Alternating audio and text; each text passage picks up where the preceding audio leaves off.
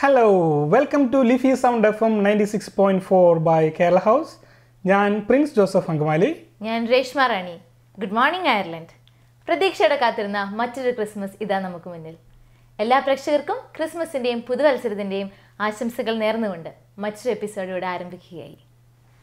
രേഷ്മ, നമ്മൾ പരിപാടികൾ തുടങ്ങുന്നതിന് മുമ്പായിട്ട് നമുക്കൊരു ആദരാഞ്ജലികൾ അർപ്പിക്കേണ്ട ഒരു കടമയുണ്ട്. കോർക്കിലുണ്ടായിരുന്ന ജിനു ലൈജുവും ആർഡിയിലുണ്ടായിരുന്ന റെജി സെബാസ്റ്റ്യനും 4 ദിവസത്തെ ഇടവേളയിൽ ഗ്യാപ്പിൽ മരിച്ചുപോയി കഴിഞ്ഞ മാസം. അപ്പോൾ അവർക്ക് ആദരാഞ്ജലികൾ അർപ്പിച്ചുകൊണ്ട് ഞങ്ങളുടെ ക്രിസ്മസ് എപ്പിസോഡ് തുടങ്ങുന്നു.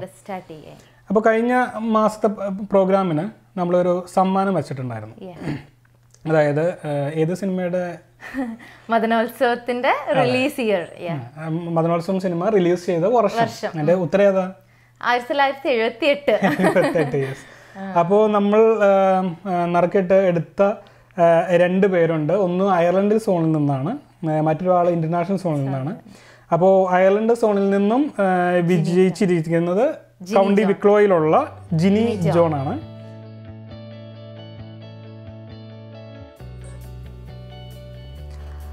ഹലോ ജിനി ജോൺ അല്ലേ? Jini John. Hello Jini John. ഇത് പ്രിൻസ് അങ്കമാലിയാണ്. എന്റെ റാണിയും കൂടെയുണ്ട്. ജിൻ ചേച്ചി, അപ്പോൾ കൺഗ്രാറ്റുലേഷൻസ്. എന്തോ? ചേച്ചി കേൾക്കുന്നുണ്ടോ? ഓക്കെ കുഴപ്പമില്ല ചേച്ചി, കുഴപ്പമില്ല. ഓക്കെ, അങ്ങനെയാണെങ്കിൽ വീട്ടിലെത്തിയിട്ട് വിളിച്ചാൽ മതി. ഓക്കെ കുഴപ്പമില്ല. അപ്പോൾ ഈ പ്രാവശ്യത്തെ റേഡിയോന്റെ സമ്മാനം കിട്ടിയിരിക്കുന്നത് ജിനി ജോൺ ആണ്. ജിനി ജോണിന് കിട്ടുന്ന സമ്മാനം യുറേഷ്യ ബ്യൂട്ടി പാർലർ നൽകുന്ന 25 യൂറോന്റെ ഗിഫ്റ്റ് വോച്ചറാണ്. അപ്പോൾ ഡബ്ലിനിൽ വരുമ്പോൾ ഫേഷ്യലൊക്കെ ചെയ്ത് ഈ തിളങ്ങുന്ന മുഖം ഒന്നുകൂടി തിളക്കിക്കൊണ്ട് തിരിച്ചു പോകുക. എന്ത് തോന്നുന്നു ചേച്ചി? സന്തോഷം തോന്നുന്നുണ്ടോ അറിഞ്ഞപ്പോ?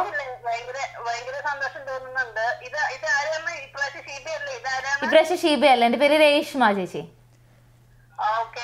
ഷീബയും ഞാനും അടിച്ച് പിരിഞ്ച്.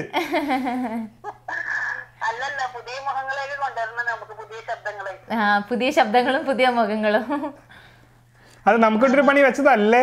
അങ്ങനെ വേണം പറയാല്ലേ ചേച്ചി. ചില പഴയ മുഖങ്ങളെയൊക്കെ മാറ്റാറായിട്ടുണ്ടെന്നാണ് ചേച്ചി പറഞ്ഞതെന്ന് ഞങ്ങൾക്ക് മനസ്സിലായി.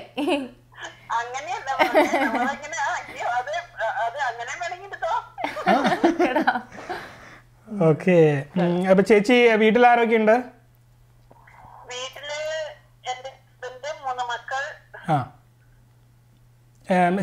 ചേട്ടൻ എന്താ ചെയ്യുന്നു?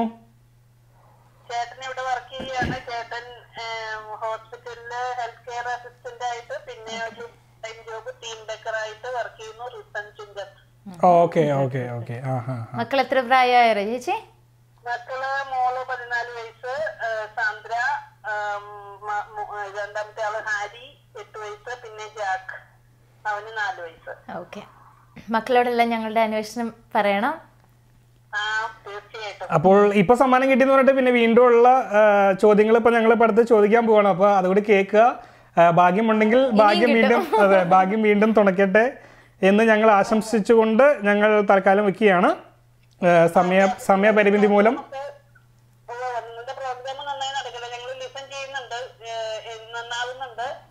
ഒത്തിരി നന്ദി. എന്നാൽ ശരി, ഒത്തിരി thanks. Okay, bye. Thank you. പിന്നെ ഇന്റർനാഷണൽ സോണിൽ നിന്ന് വിജയിച്ചിരിക്കുന്നത് Jio Chacko, Newfoundland, Canada.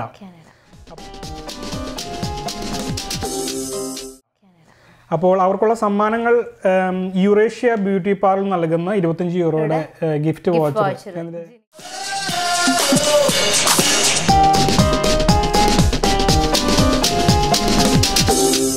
അപ്പോൾ ജിനിക്ക് അത് കൊടുക്കുന്നു. പിന്നെ ടേസ്റ്റ് ദ ബെസ്റ്റ് കാറ്ററേഴ്സ് നൽകുന്ന 25 യൂറോയുടെ ഗിഫ്റ്റ് നമ്മുടെ കാനഡയിലുള്ള ജിയോ ചാക്കോനും അയക്കുന്നു.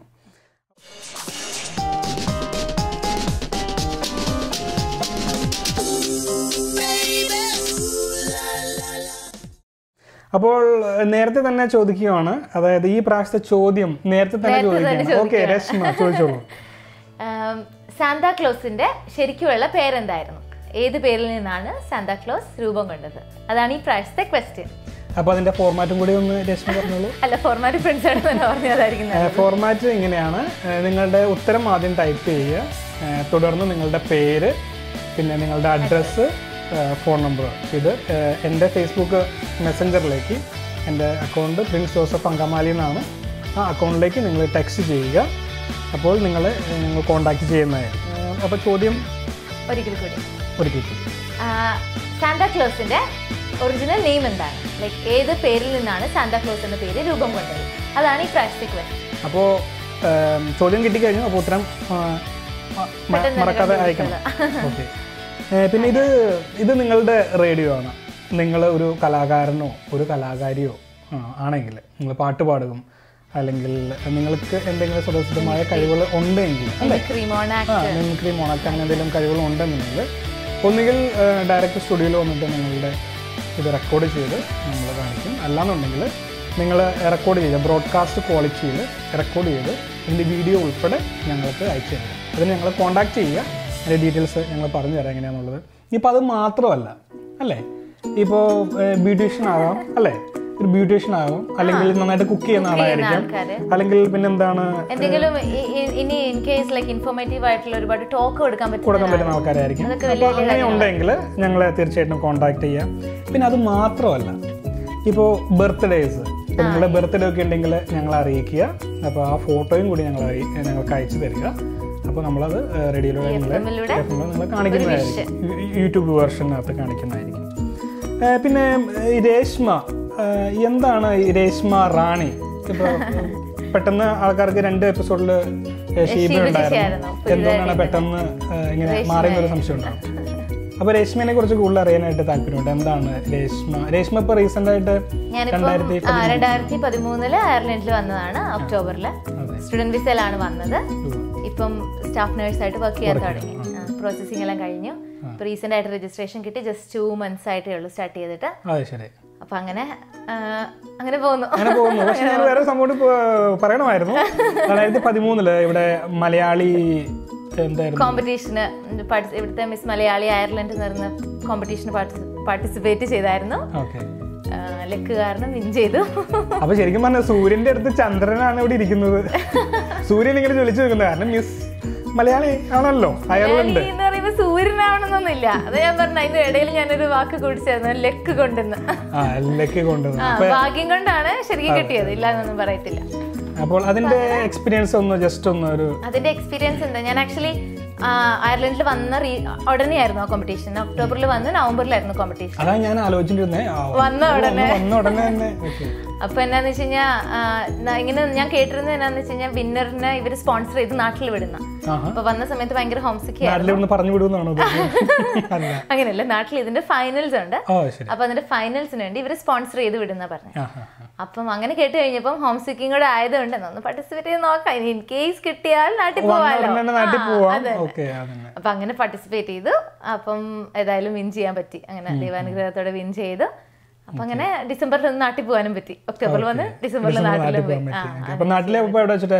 നാട്ടില് കൊച്ചിയില് ഗോകുലം പാർക്കിൽ വെച്ചിട്ടായിരുന്നു എന്റെ ഫൈനൽസ്.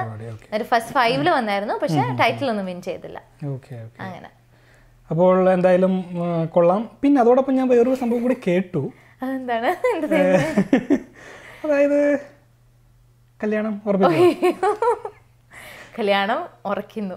അപ്പൊ ഇതും അത് തമ്മിൽ എന്തെങ്കിലും ബന്ധമുണ്ടോ? ഇല്ല, ഇതും അതും തമ്മിൽ ഒരു ബന്ധവും. അത് കണ്ടിട്ടോ അങ്ങനെയൊന്നും അല്ല. ഏതായാലും വീട്ടുകാരെ ആലോചിച്ചു ഉറപ്പിച്ചു. ഇപ്പം ഏപ്രിലിൽ കല്യാണമാണ്.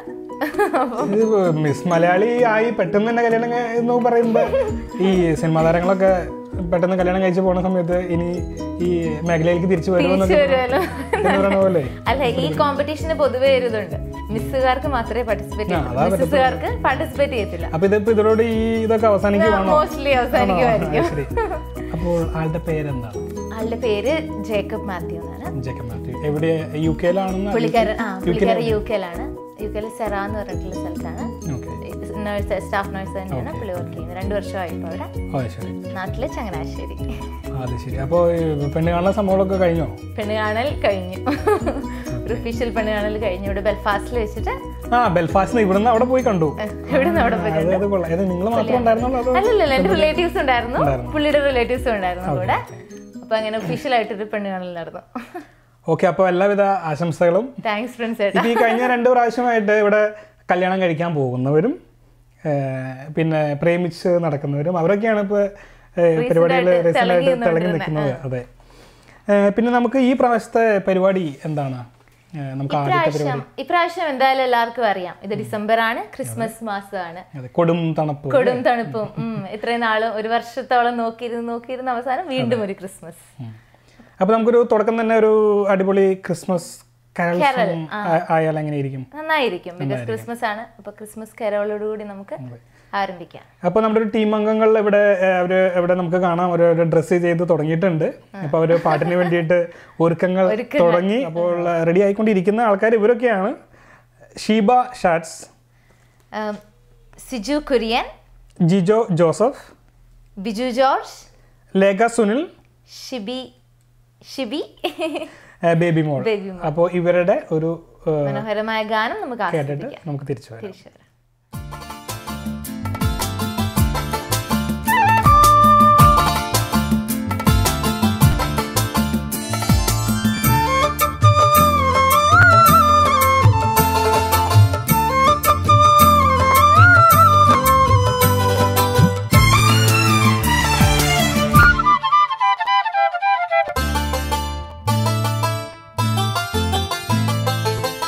പുതിയൊരു പുലരി വിടർന്നു മണ്ണിൽ, പുതിയൊരു ഗാനമുയർന്നൊഴുകി.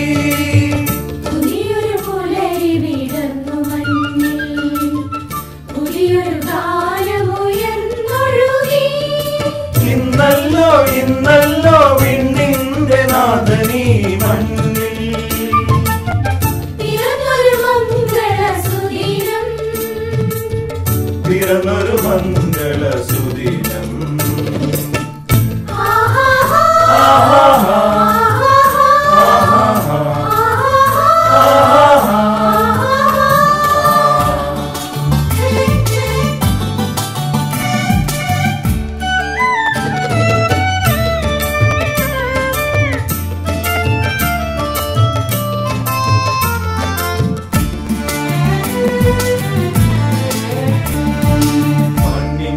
ശാപം അകറ്റിടാനായി ദൈവം തൻ സൂനുവേ നൽകിയല്ലോ.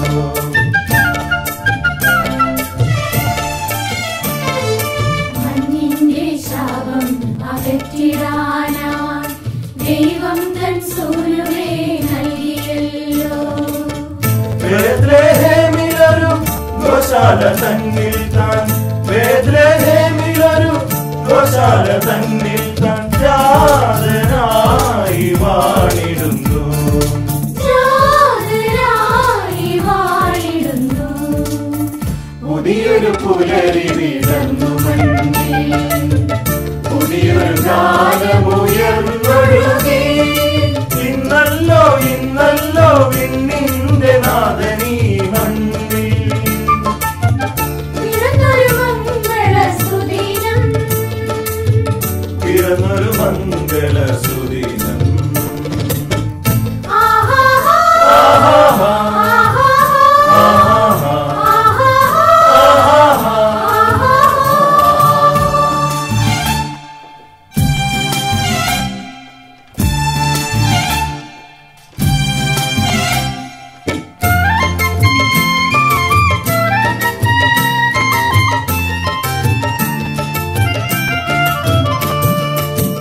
വാനവർ പാടുന്ന നവ്യഗാനം മാനവരൊന്നായി പാടിടട്ടെ.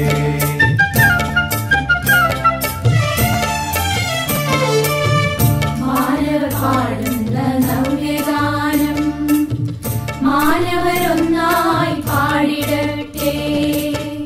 അത്യുന്നതങ്ങളിൽ സ്തോത്രം മഹേശന്, അത്യുന്നതങ്ങളിൽ സ്തോത്രം മഹേശന്. പാരിൽ ശാന്തി മാനവർക്ക് ശാന്തി മാനവർക്ക് പുതിയൊരു പുലരി വിടർന്നു വന്നേ പുതിയൊരു കാലമുയർന്നൊഴുകി ഇന്നല്ലോ പിന്നിന്റെ നാഥനീ മണ്ണിൽ പിറന്നൊരു മംഗളസുദിനം പിറന്നൊരു മംഗളസുദിനം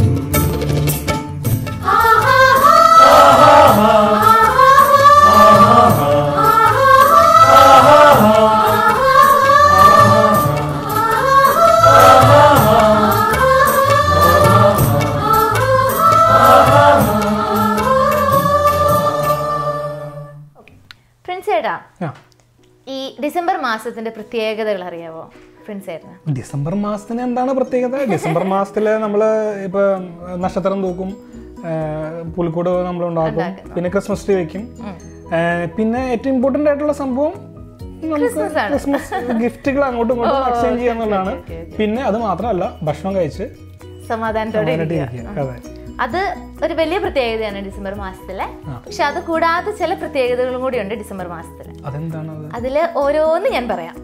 കുറെ കാര്യങ്ങളുണ്ട്. അത് എസ്പെഷ്യലി ഈ അയർലൻഡിലാണ് അത് യൂഷ്വലി അവര് നോക്കുന്നത്. അതിപ്പോ എത്ര പേർക്ക് അറിയാമെന്ന് നമുക്ക് അറിയത്തില്ല.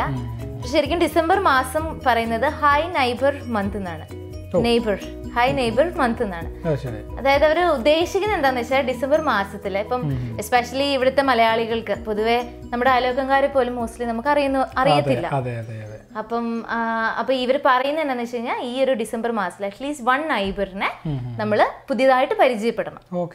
ഇപ്പം അയർലൻഡിൽ തന്നെ ഉള്ളവരായാലും മലയാളികളായാലും വേറെ പുറത്തുള്ള രാജ്യക്കാരായാലും ഏതെങ്കിലും ഒരു പുതിയ നൈബറിനെ നമ്മുടെ ജീവിതത്തിൽ പരിചയപ്പെടുക. അപ്പൊ അങ്ങനെ ഡിസംബർ മാസത്തിന് ഒരു പ്രത്യേകതയുണ്ട്. അപ്പം നമുക്ക് പ്രേക്ഷകരോട് പറയാം അല്ലേ, ഈ വർഷത്തെ ഡിസംബറിൽ ഒരു പുതിയ നൈബറിനെ പരിചയപ്പെട്ട് ജീവിതത്തിലേക്ക് കൂട്ടുകാരനല്ലേ കൂട്ടുകാരിയാക്കി കൊണ്ടുവരിക. ബുദ്ധിമുട്ടുള്ള കാര്യമായിരിക്കും. നാട്ടിൽ തന്നെ ആൾക്കാർക്ക് അറിയില്ല. അപ്പൊ ശരിക്കും ഇമ്പോർട്ടന്റ് ആണ് ഒരാളെ പുതിയതായിട്ട് പരിചയപ്പെടാനായിട്ടുള്ള ഒരു ഇനിഷ്യേറ്റീവ് എടുക്കുക. ഓക്കെ, അങ്ങനെ. പിന്നെ വേറൊരു പ്രത്യേകത എന്ന് പറഞ്ഞാൽ national stress free family holiday month. അത് ഓഫ് കോഴ്സ് നമുക്കറിയാം, എല്ലാ മാസവും എല്ലാവർക്കും ഭയങ്കര സ്ട്രെസ്ഫുൾ ആണ്. എല്ലാ ദിവസവും എന്ന് പറയാം.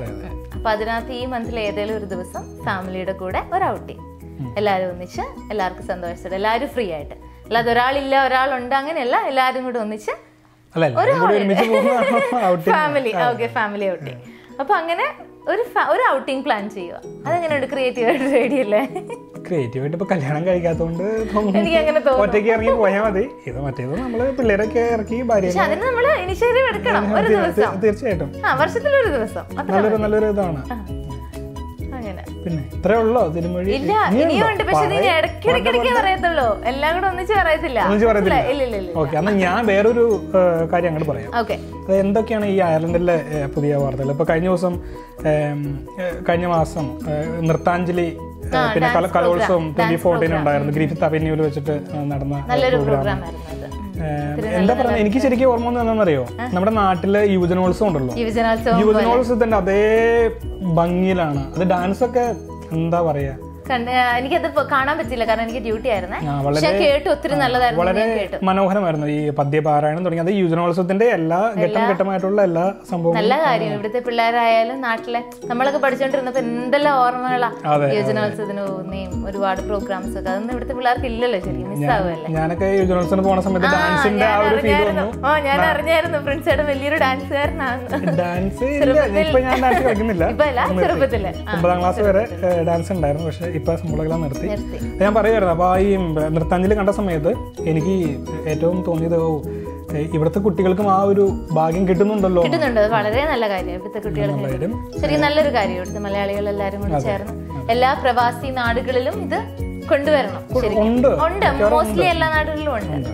ഇത് കൊണ്ടുവരണം. നമ്മുടെ പിള്ളേരെ കഴിവുകളെല്ലാം പ്രോത്സാഹിപ്പിച്ചെടുക്കുന്ന ഒരു കാര്യം. പിന്നെ സൊറലയും പിന്നെ ലെക്സ്ലിപ്പ് ഇന്റർ കൾച്ചറൽ ഫ്രണ്ട്സ് ഗ്രൂപ്പും ചേർന്നിട്ട് അവിടെയും കലാപരിപാടികൾ കഴിഞ്ഞ മാസം നടത്തിയായിരുന്നു. പിന്നെ എന്താണ് ഇപ്പൊ ഡാൻസ് പഠിക്കുന്നുണ്ടെന്ന് കേട്ടായിരുന്നു. ഡാൻസിന്റെ കാര്യം പറഞ്ഞില്ലേ? ഡാൻസ് എവിടെ പഠിക്കണേ? ഞാൻ ബ്ലാഞ്ചസ് ടൗണിൽ ഒരു മീന ടീച്ചറിനെ അറിയാം. ടീച്ചറിനെ അറിയാത്തവരായിട്ട് ആരും തന്നെ ഉണ്ടാവും. ടീച്ചർ ഈ റീസെന്റ് ആയിട്ട് നാട്ടിൽ പോയി ഇപ്പോ എന്തോ ഒരു എക്സാം ഡാൻസിന്റെ എക്സാം പുള്ളിക്കാരി ഭരതനാട്യത്തില് കൂടുതൽ സ്റ്റഡീസ് ചെയ്തിട്ട് ഒരു ടീച്ചർ പദവിയിലേക്ക് അത് ഞാൻ കേട്ടായിരുന്നു. 2 ആഴ്ചത്തെ ഇങ്ങനെ നാട്ടിൽ പോയായിരുന്നു ടീച്ചർ പോയായിരുന്നു. അപ്പൊ അങ്ങനെ ടീച്ചറിന്റെ അണ്ടറിൽ ഞാനും ഒരു ശിഷ്യയായി. റീസെന്റ് ആയിട്ടാണ് ഒരു 3-4 ക്ലാസ് ആയിട്ടേ ഉള്ളൂ പോയി തുടങ്ങി. എന്തിനാണ് പഠിക്കുന്നത്? എന്തിനാണെന്നല്ല എന്തിനാണ് എന്നുള്ളത് ഏതാണ്. ഓക്കെ, ഭരതനാട്യമാണ് ഇപ്പൊ തുടങ്ങിയത്. പക്ഷെ ആഗ്രഹം എല്ലാം കുച്ചിപ്പുടി മോഹിനിയായിട്ട് നമുക്ക് ആഗ്രഹമുണ്ട്. കാരണം ചെറുപ്പത്തിൽ തൊട്ട് ഡാൻസ് എനിക്ക് ഭയങ്കര ഇഷ്ടമുള്ള ഒരു കാര്യമായിരുന്നു. ചെറുപ്പത്തില് സ്വഭാവകാരണമായിരിക്കും ഒരു 3-3.5 വയസ്സിൽ നിന്ന് വിട്ടു. പിന്നെ വീട്ടുകാർക്ക് തോന്നി നടക്കില്ലെന്ന് അവിടെ നിർത്തി. പിന്നെ സ്വന്തമായിട്ടുള്ള പിന്നെ സ്വന്തമായിട്ടുള്ള പഠനങ്ങളായിരുന്നു. പിന്നെ അങ്ങനെ ഇപ്പം പോകുന്നു. ഇപ്പൊ അയർലൻഡിലെ ഇപ്പൊ മീന ടീച്ചറിന്റെ ഇതല്ലാതെ ഒരുപാട് ഡാൻസ് സ്കൂളുകളുണ്ട്. ഒത്തിരി ഡാൻസ് സ്കൂളുകൾ നമുക്കിവിടെ കണ്ടിട്ടുണ്ടോ? അതായത് എവിടെയാണ്? മീന ടീച്ചറിന്റെ ബ്ലാഞ്ചസ് ടൗണില്, പിന്നെ മയൂര ഡാൻസ് സ്കൂള് താലയില്, പിന്നെ ദ്രോഗഡയിലുള്ള മുദ്ര ഡാൻസ് സ്കൂള്, അതെ, പിന്നെ ലൂക്കനിലുള്ള വർണ്ണം. അപ്പോ ഒത്തിരി ഓപ്പർച്യൂണിറ്റികൾ ഉണ്ട് കുട്ടികൾക്ക് ഇവിടെ പഠിക്കാനായിട്ട്. എനിക്ക് നാട്ടിലെ പോലെ തന്നെ ശരിക്കും നാട്ടിലും അവിടെ ഇവിടെ എല്ലായിടത്തും ഉണ്ട് ഡാൻസ് സ്കൂൾ. അതുപോലെ തന്നെ ഇവിടെ ഒത്തിരി നല്ല കാര്യം. പിന്നെ ടൂറിസം മേഖലയിൽ അയർലൻഡ് ഉയർന്നുകൊണ്ടിരിക്കുന്നു. വീട് വിപണി ഒത്തിരി സജീവമായെന്ന് പറയുന്നു. പിന്നെ ക്രിസ്മസ് സെയിൽസ് ഒക്കെ റീറ്റെയിൽ രംഗത്ത് അങ്ങനെയും പറയുന്നുണ്ട്. പിന്നെ വേറൊരു കാര്യം അയർലൻഡിനെ കുറിച്ച് പറഞ്ഞത്, ഈ അഴിമതി കുറവുള്ള രാജ്യങ്ങളിൽ വെച്ച് അയർലൻഡ് 17ാം സ്ഥാനത്താണെന്നാണ് പറയുന്നത്. ഓ, നന്നായി. ഇന്ത്യയുടെ ലിസ്റ്റ് അതിനകത്ത് വരാതിരുന്നു. അല്ല, ലിസ്റ്റ് എന്ന് പറയാനായിട്ട് ഇപ്പൊ എത്ര ലിസ്റ്റ് ആണെന്ന് അറിയാമോ? 175 രാജ്യങ്ങളിലുള്ള 17ാമത്തെ സ്ഥാനം. ഒത്തിരി നല്ല കാര്യം തന്നെ. പിന്നെ ഈ കഴിഞ്ഞ ദിവസങ്ങളിൽ ഞാൻ കണ്ട ഒരു പ്രോഗ്രാമായിരുന്നു ദിയ ലിങ്കൺ സ്റ്റാർ. RTയിൽ ഒരു ചെറിയ ഒരു പ്രോഗ്രാം കുച്ചിപ്പുടി കളിച്ചായിരുന്നു. അതിന്റെ അത് കാണാത്തവർ ഇത് ജസ്റ്റ് ഒന്ന് കാണുക. പിന്നെ എന്തൊക്കെയാണ് വേറെ വിശേഷങ്ങൾ? വേറെ എന്ത് നാട്ടിലെ വിശേഷങ്ങളായിരിക്കും മെയിൻലി. നാട്ടിലേക്ക് ക്രിസ്മസ് കാർഡൊക്കെ അയച്ചോ? നാട്ടിലേക്ക് ക്രിസ്മസ് കാർഡൊക്കെ അയച്ചു. റിലേറ്റീവ്സിന് എല്ലാം കിട്ടി. നാട്ടിലേക്ക് മാത്രമേ അയച്ചുള്ളൂ. അതെന്താ ആ ചോദ്യത്തിലൊരു താങ്ങൽ പോലെ? അല്ല, ഞാൻ നാട്ടിലേക്ക് മാത്രമേ അയച്ചുള്ളൂ എന്ന് പൊതുവെ നാട്ടിലേക്ക് മാത്രമേ അയച്ചുള്ളൂ. കുഴപ്പമില്ല. പിന്നെ വേറൊരു ഈ മനസാന്നിധ്യം എന്ന് പറയുന്നൊരു സംഭവം ഉണ്ടല്ലോ. അത് ചില സമയത്തൊക്കെ നമുക്ക് കൈവിട്ട് പോകുന്ന ഒരു സംഭവം. ചില സമയത്ത് നല്ല മിക്കവാറും കൈവിട്ട് പോകുന്ന സംഭവമാണ്. ഈ കാസർഗോഡ് ഇപ്പോൾ റീസെൻ്റ് ആയിട്ടൊരു സംഭവം നടന്നു. അതായത് റോബർട്ട് എന്ന് പറയുന്ന തൃശ്ശിനാപ്പള്ളിക്കാരൻ ഒരു ചേട്ടൻ ടാങ്കർ വണ്ടി ഓടിച്ചുകൊണ്ടിരിക്കുന്ന സമയത്ത് വണ്ടി തട്ടിമാറുന്നു. മറിഞ്ഞപ്പോൾ വണ്ടിയുടെ ടാങ്കറിന്റെ MC അതിൽ നിന്ന് തെറിച്ചു പോയിട്ട് ഈ ടാങ്കറിൽ നിന്ന് ഈ ഇന്ധനം സാധനം പുറത്തേക്ക് ചാടിക്കൊണ്ടിരിക്കുക. അപ്പൊ നമുക്കറിയാലോ, ചെറിയൊരു സ്പാർക്ക് സംഭവം മതി ഈ സാധനം.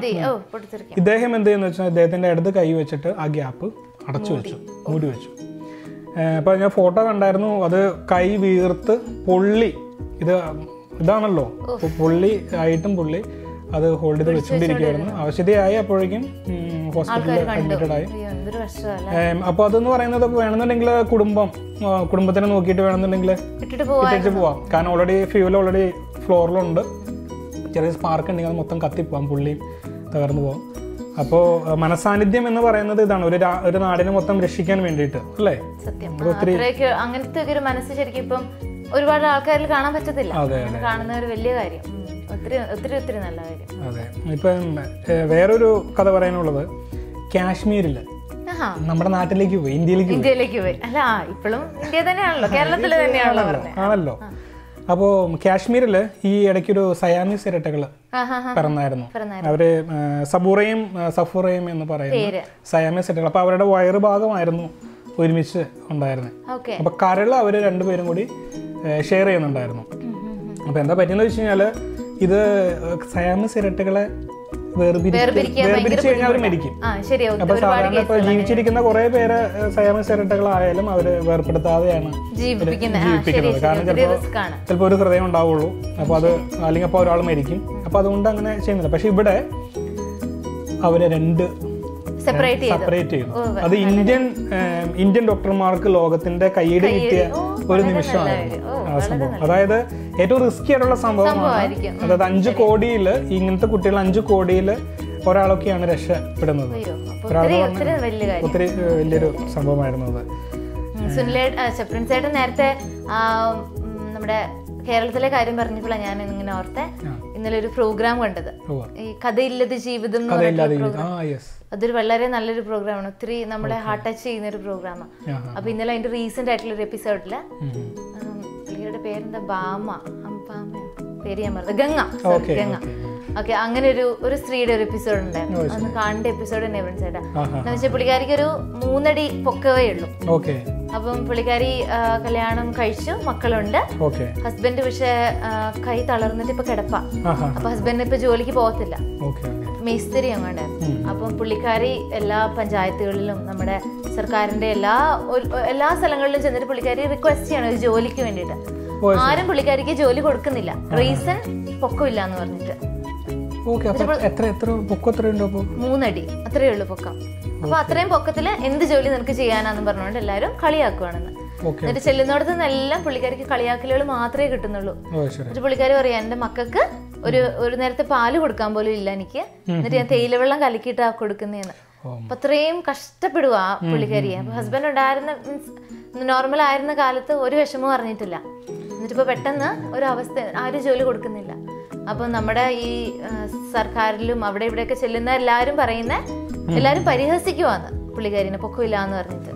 പുള്ളിക്കാരി പറയാ, ഫിസിക്കലി അവര് ചെയ്യുന്നതിനേക്കാളും സൈക്കോളജിക്കലി എന്നെ ഈ TC ചെയ്യുന്ന സമയത്ത് ഉണ്ടാവുന്ന ആ വേദനയാണ് സഹിക്കാൻ പറ്റാത്തത്. പൊക്കമില്ലാന്ന് ദൈവം എനിക്ക് എന്നല്ലേ അത് എന്നെ പറഞ്ഞിട്ട് എന്ത് കാര്യമുള്ളതെന്ന്. ഒരു വല്ലാത്ത ഒരു ഹാർട്ട് ടച്ചിങ് ആയിരുന്നു, നല്ലൊരു പ്രോഗ്രാം. ഇപ്പോൾ സ്ത്രീകളെ കുറിച്ച് പറയുമ്പോ ഇപ്പൊ സ്ത്രീകൾ എന്ന് പറയാമെന്ന് അറിയില്ല, കാരണം ഞങ്ങള് കഴിഞ്ഞ പ്രാവശ്യം കുറച്ച് അടി നടന്നായിരുന്നു. ഞാൻ കണ്ടായിരുന്നു ആ അടി, വീട്ടമ്മ എന്ന് പറഞ്ഞിട്ട്. എനിവേ, അപ്പൊ മുംബൈയില് 3000 വീട്ടമ്മമാര്, ഞാൻ ആ പ്രയോഗം അങ്ങനെ തന്നെ പറയാം, അതിനോട് ഞാൻ എതിർക്കുന്നില്ല. ഇപ്പൊ വീട്ടമ്മയാകാൻ പോണ ആളായതുകൊണ്ട് ആണല്ലോ. അപ്പോ മുംബൈയില് 3000 മലയാളി വീട്ടമ്മമാര് അവരവരുടെ മരണശേഷം അവരുടെ അവയവങ്ങൾ ദാനം ചെയ്യാനായിട്ട് അവർ ഒരുമിച്ച് പ്രഖ്യാപിച്ചു. അവർ സമ്മതപത്രത്തിൽ അത് ഒപ്പിട്ട് കൊടുത്തു. അപ്പോൾ ഇത് ജീവിതത്തിന് അപ്പുറത്തേക്ക് കൂടിയിട്ട് ഒരു അർത്ഥമുണ്ട് എന്നാണ് അത് അവർ നമുക്ക് പറഞ്ഞു തരുന്നത്. ശരിക്കും വളരെ നല്ല കാര്യം. ഇതിപ്പോ നമ്മൾ ബോംബെയിലേക്ക് പോകണമെന്തിനാ? ഇപ്പൊ ഈ കഴിഞ്ഞ മാസം UK ഒരു മലയാളി മരിച്ചുപോയി, ബ്രെയിൻ ഇതായിട്ട് മരിച്ചുപോയായിരുന്നു. അത് കൊളാപ്സ് ആയി പിന്നെ ബ്രെയിൻ ഡെത്തായി. സിജു വർക്കിയ എന്ന് പറയുന്ന അദ്ദേഹം 7 പേർക്കാണ് അദ്ദേഹത്തിന്റെ അവയവം ദാനം ചെയ്തത്. ഒരാള് കാരണം എത്ര 7 പേര് ജീവിക്കുന്നു. അപ്പോ ഇപ്പൊ ഇങ്ങനെയുള്ള കാര്യങ്ങൾ നമ്മൾ കാണുമ്പോൾ നമ്മളും അത് ഉണർന്ന് ചിന്തിക്കണം. കാരണം ഇപ്പൊ സിജു വർക്ക് ചെയ്തിരിക്കുന്നത് ഒരു മാതൃകയാണ് നമുക്ക്. അപ്പോൾ ആ മാതൃക നമുക്ക് പിന്തുടരണം എല്ലാവർക്കും, തീർച്ചയായിട്ടും പിന്തുടരാൻ കഴിയണം. അതാണ് ശരിക്കും, തീർച്ചയായിട്ടും. പിന്നെ സിനിമ രംഗത്തേക്ക് വരുന്ന സമയത്ത് ദിൽവാലെ ഒന്ന് ഫുള്ളായിട്ടൊന്ന് പറഞ്ഞേ ദിൽവാലെ ദുൽഹനിയെ ലേ ജായേംഗെ അങ്ങനെയാണല്ലേ ആ പടത്തിന്റെ ട്രെയിലർ. 19 വർഷത്തിന് ശേഷം ഇപ്പോഴും ട്രെയിലർ അല്ല, ഒരു തിയേറ്ററിലത് 19 വർഷമായിട്ട്. ഇതാണ് പേപ്പർ. സ്ത്രീകളെ പൊതുവെ അറിയാലോ, ഒരു പേപ്പർ വായിക്കത്തില്ല. 19 വർഷത്തിന് ശേഷമാണ് ആ സിനിമയുടെ ട്രെയിലർ. ശേഷമല്ല, 19 വർഷമായിട്ട് കണ്ടിന്യൂസ് ആയിട്ട് ആ തിയേറ്ററിൽ റൺ ചെയ്തോണ്ടിരിക്കും. അത് ആ തിയേറ്ററിൽ മുംബൈയില് മറാത്ത മന്ദിർ എന്ന് പറയുന്ന തിയേറ്ററിൽ പ്രദർശിപ്പിച്ചുകൊണ്ടിരിക്കുന്നു. പക്ഷെ ഞാൻ പറയാൻ വന്ന സംഭവം അതല്ല. ഇത് എല്ലാവരും ഒട്ടുമിക്കലും കേരളത്തിലുള്ള സംഭവമാണ്. പക്ഷെ പുതിയ സംഭവം എന്ന് പറയുന്നത് ഇതിന് ട്രെയിലർ 19 വർഷത്തിന് ശേഷം ഇറങ്ങി എന്നാണ് പറയുന്നത്. അത് കണ്ടില്ലായിരുന്നു അല്ലേ? ഞാൻ പറയാൻ ഉദ്ദേശിച്ചത് അതായിരുന്നു. ഞാൻ 19 വർഷമായിട്ട് കണ്ടിന്യൂസ് ആയിട്ട് റൺ ചെയ്യുന്ന കാര്യം മാത്രമേ കേട്ടിട്ടുള്ളൂ. അപ്പൊ ഇതൊരു പുതിയ ഇത് കേട്ടല്ലോ. 1995 ഒക്ടോബർ 20 പുറത്തിറങ്ങിയ റിലീസ് ചെയ്ത മൂവിയാണ്. അപ്പൊ അത് ഇപ്പോഴും പ്രവർത്തിച്ചുകൊണ്ടിരിക്കുന്നു. പിന്നെ നമുക്ക് ഡിസംബറിലേക്ക് തിരിച്ചു വരാം. പിന്നെന്താ, ഡിസംബർ ഇടയ്ക്കൊരു ഗ്യാപ്പ്. നമ്മൾ ക്രിസ്മസ് ആണ് ഫോക്കസ് ചെയ്യുന്നതെന്ന് നമുക്ക് ഓർക്കണം. തിരിച്ചു വരാം. പക്ഷെ എനിക്ക് വേറൊരു കാര്യമുണ്ട്. എന്താണെന്നറിയോ, എനിക്ക് വിശന്നു തുടങ്ങി. അതാകുന്നു എന്റെ ദൈവമേ, ഒന്നും കഴിക്കാതെയാണ് രാവിലെ പോകുന്നത്. ഞാൻ ഇങ്ങനെ തപ്പിപ്പടിച്ച് പോകുന്നതുകൊണ്ട് ഒന്നും കഴിക്കാൻ പറ്റില്ല. നമുക്ക് പോയി എന്തെങ്കിലും കഴിച്ചിട്ടില്ല. ഞാനില്ല, എന്റെ വയറ് നല്ല ഫുള്ളാ. എന്താ രാവിലെ ഭക്ഷണം കഴിച്ചിട്ടാണ് വന്നത്? എന്നാ ഞാൻ പോയി ഒരു എന്തെങ്കിലും ഇച്ചിരി കഴിച്ചിട്ട് വരട്ടെ. ഓക്കെ, ആയിക്കോട്ടെ. ആ ചേച്ചി അവിടെ എന്തോ ഉണ്ടാക്കുന്നുണ്ട്. മണം കിട്ടി. ഞാൻ ഒന്ന് പോയിട്ട് വരട്ടെ. ഓക്കെ ഓക്കെ, കുഴപ്പമൊന്നുമില്ലല്ലോ? ഇല്ലല്ലോ, ഒരു കുഴപ്പമില്ല, പോയിട്ട് വരാം.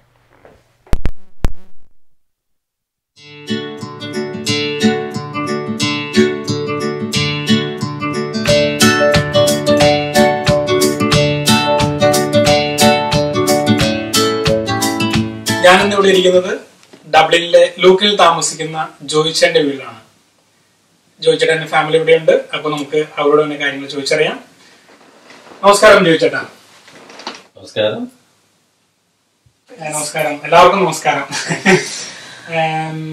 ചേട്ടന്റെ പേര് അറിയാം, ജോയി മുളന്താനം. ചേച്ചിയുടെ പേര് ജിജ വർഗീസ്. മോന്റെ Jemin Joseph. Jodhin Joseph. Okay, very good. ചേച്ചി നഴ്സായിട്ട് ഞാന് പിന്നെ മസ്കറ്റിലായിരുന്നു. മസ്കറ്റിന്റെ 8 വർഷം 3 വർഷം പഠിപ്പിക്കുമായിരുന്നു. ബാക്കി 5 വർഷം സ്റ്റാഫ്. ഇവിടെ വന്നിട്ട് ഇവിടെ 2002 വന്നു. എത്ര വർഷമായി?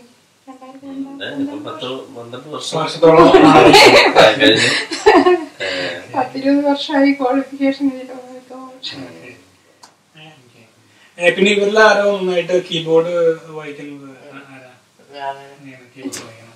അപ്പൊ ഞങ്ങൾക്ക് പോണേക്കാലം മുമ്പ് ജസ്റ്റ് ഒന്ന് കേൾക്കാൻ പറ്റുള്ളൂ. അപ്പൊ നാട്ടിലെ എവിടെയാ ചേട്ടാ? നാട്ടിലെ ശരിക്കും ഞങ്ങൾ ആയോ.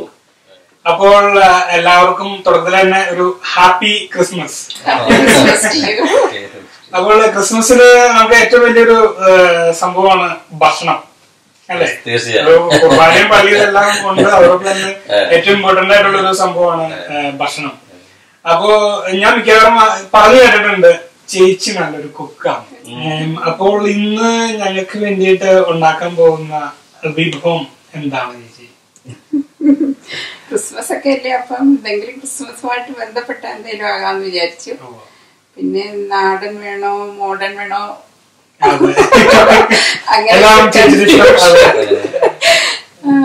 അപ്പൊ ഒരു മിക്സ്ഡ് ആവട്ടെന്ന് വെച്ചു.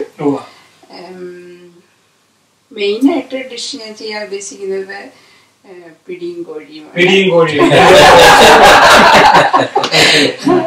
ഞാൻ നോക്കിയപ്പോ നമ്മളെ എപ്പോഴും അപ്പവും കറിയും ഒക്കെ നമ്മൾ എപ്പോഴും ഉണ്ടാക്കാറുള്ള സാധനമാണ്. അതെ, ക്രിസ്മസിന് സാധാരണ രാവിലെ അപ്പവും താറാവ് കറി അല്ലെങ്കിൽ അപ്പം സ്റ്റൂ അങ്ങനത്തെ സംഭവമാണ്. ഓക്കെ, ഇത് ഇപ്പോ പിടിയും കോഴിയാണ് അല്ലേ? വിചാരിച്ചു. പിന്നെ ഇവിടെ നല്ല തണുപ്പാണല്ലോ, അപ്പം പിന്നെ കൊടും തണുപ്പ്. അപ്പൊ ക്രിസ്മസിനൊക്കെ ഇവിടെ കൊടും തണുപ്പ് ആകുമ്പോഴത്തേക്കിന് വൈൻ കഴിക്കാൻ പറ്റാത്തവർക്ക് എന്തെങ്കിലും ഒരു വാം ഡ്രിങ്ക്, അതായത് പിന്നെ എന്തെങ്കിലും ഒരു സ്വീറ്റ് എന്തെങ്കിലും ഉണ്ടാക്കണം എന്ന് ആലോചിച്ചു.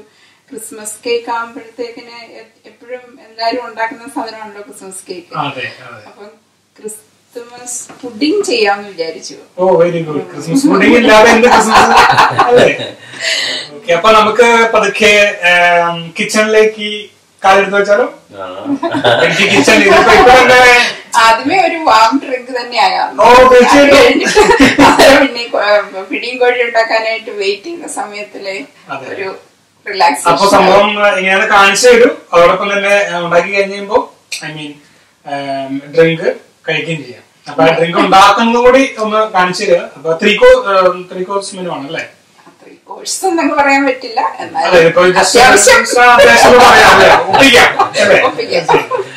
അപ്പോ കിച്ചണിലേക്ക്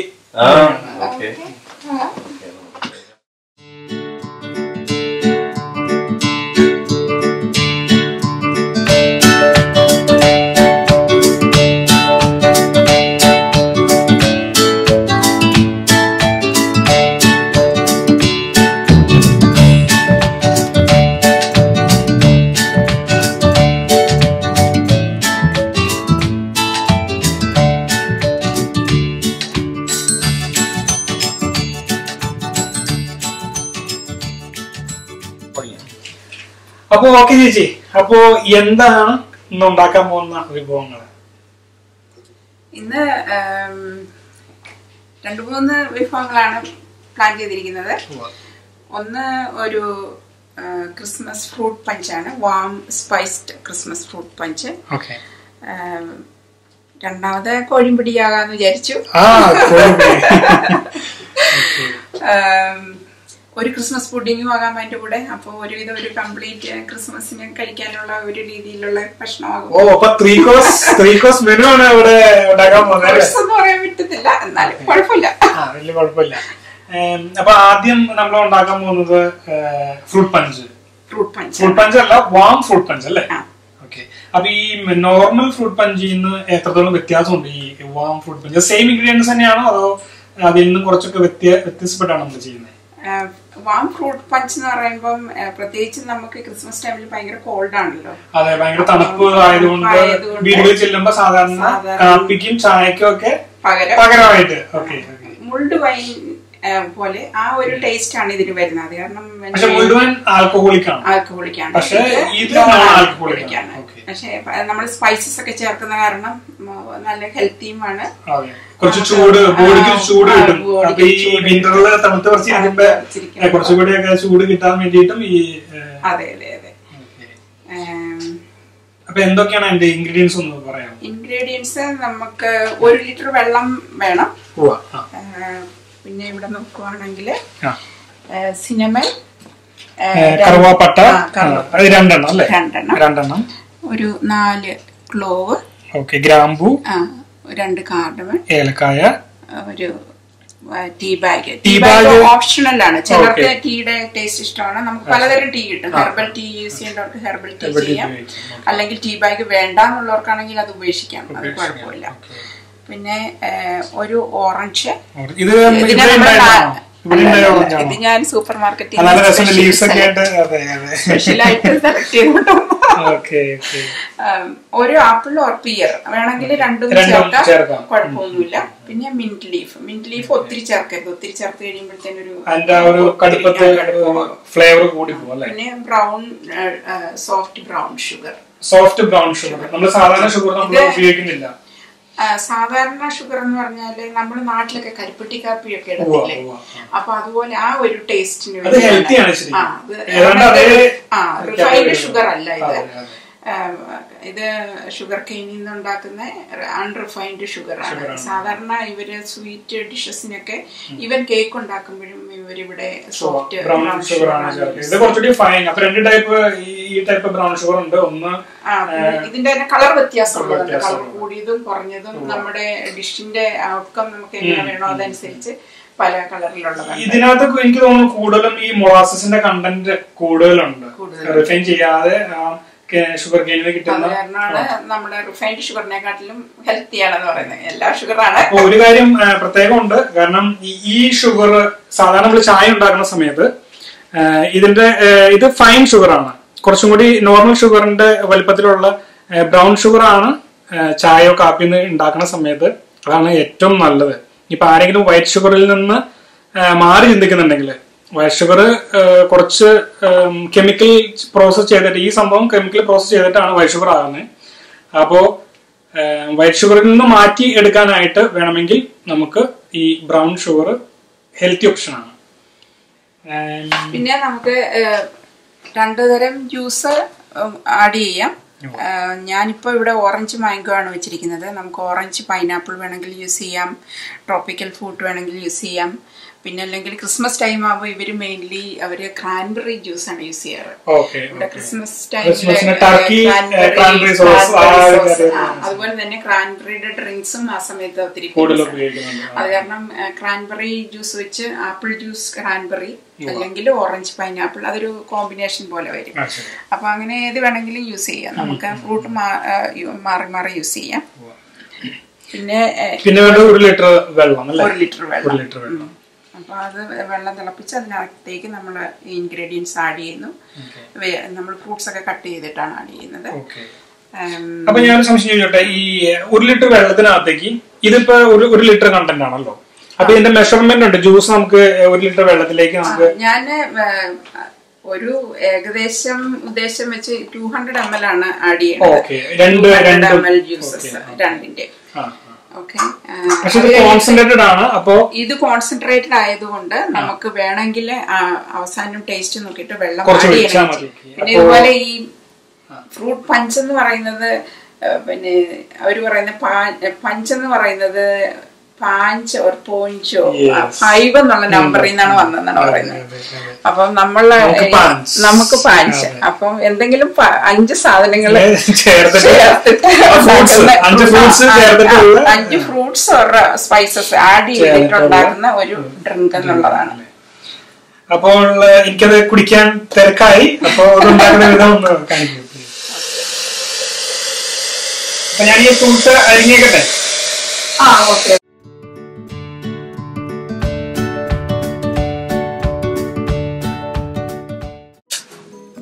അപ്പം ഞാൻ അതിലേക്ക് ഈ സ്പൈസസ് ഇടുവാണ്.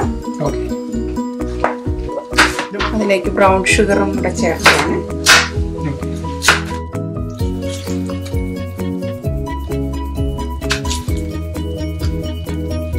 ഇതൊരു 15-20 മിനിറ്റ് നമ്മൾ തിളപ്പിക്കും. ഓക്കെ.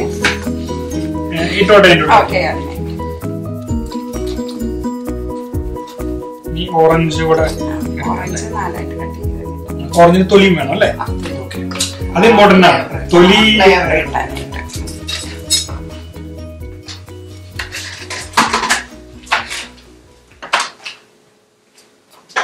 ഇത് നമുക്ക് ഒരു 15 മിനിറ്റ് 20 മിനിറ്റ് തിളപ്പിക്കാം.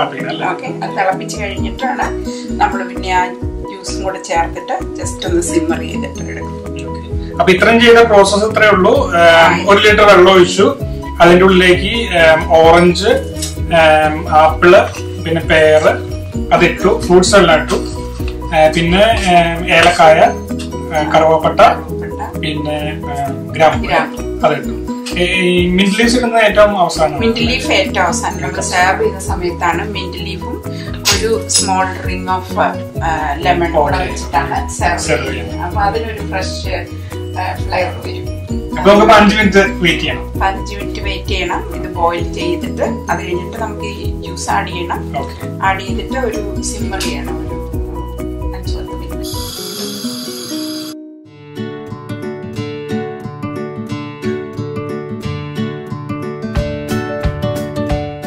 മിനിറ്റോളം തിളപ്പിച്ചിട്ട് 20 മിനിറ്റോളം നന്നായിട്ട് തിളച്ചപ്പോ അതിന്റെ നല്ല സത്തും ഇറങ്ങിയിട്ടുണ്ട്.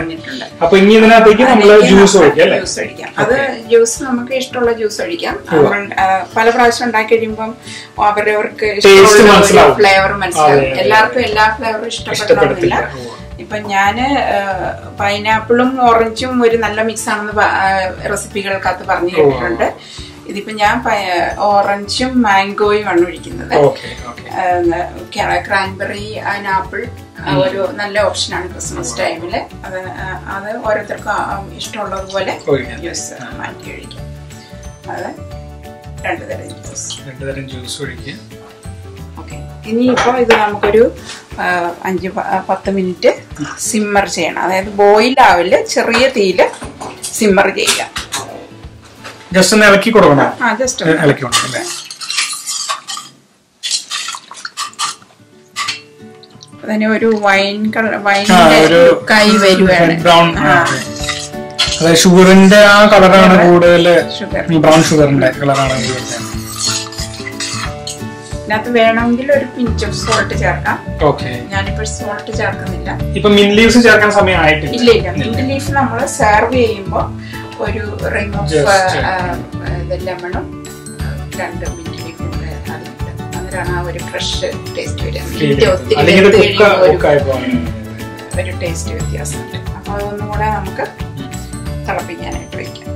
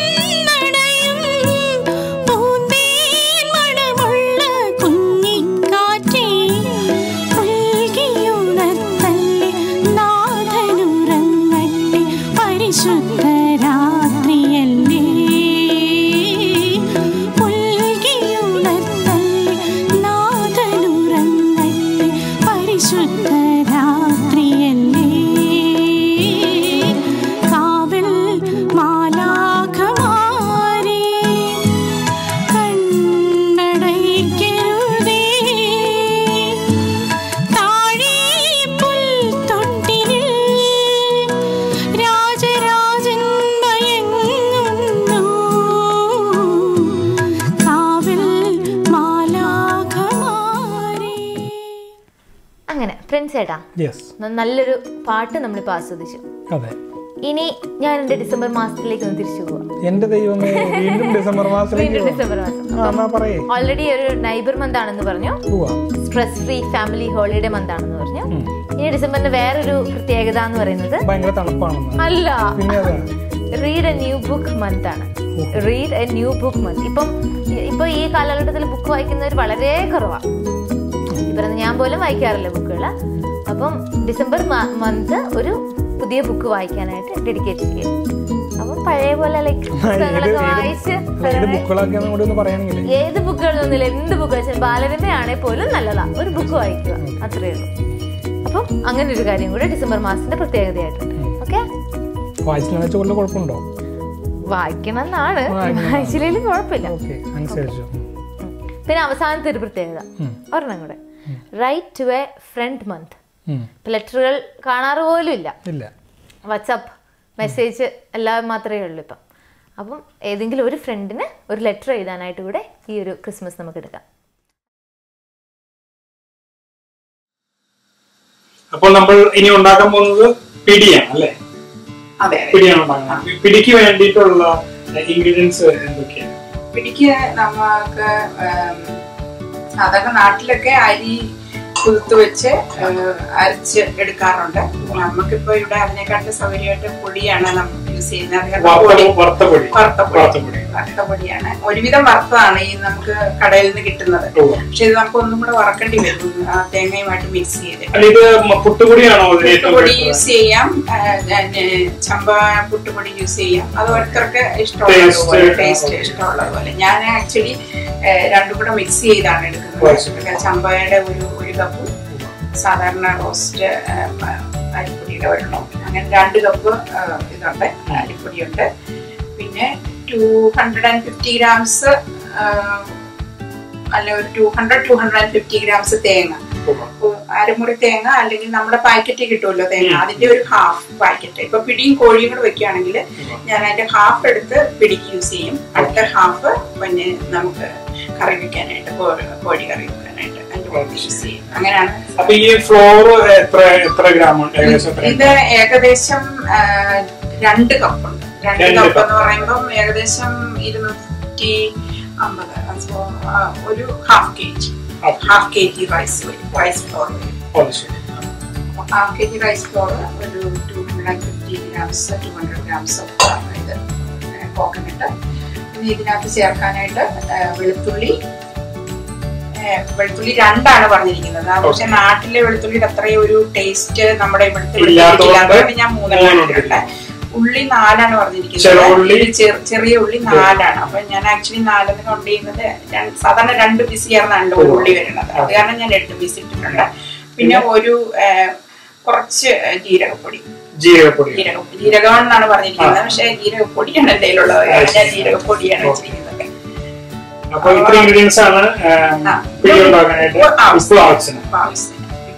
ഇപ്പൊ ഞാൻ ആദ്യം ചെയ്യാൻ പോകുന്നത് ഈ അരിപ്പൊടിയും തേങ്ങയും കൂടെ മിക്സ് ചെയ്ത് നമ്മളൊരു 15 മിനിറ്റ്സ്, നമുക്ക് തിരക്കാണെങ്കിൽ 15 മിനിറ്റ്സ്, അല്ലെങ്കിൽ ഒരു ഹാഫ് ആൻ അവർ സോഫ്റ്റ് ആയി ഇത് നന്നായിട്ട് മിക്സ് ആകും.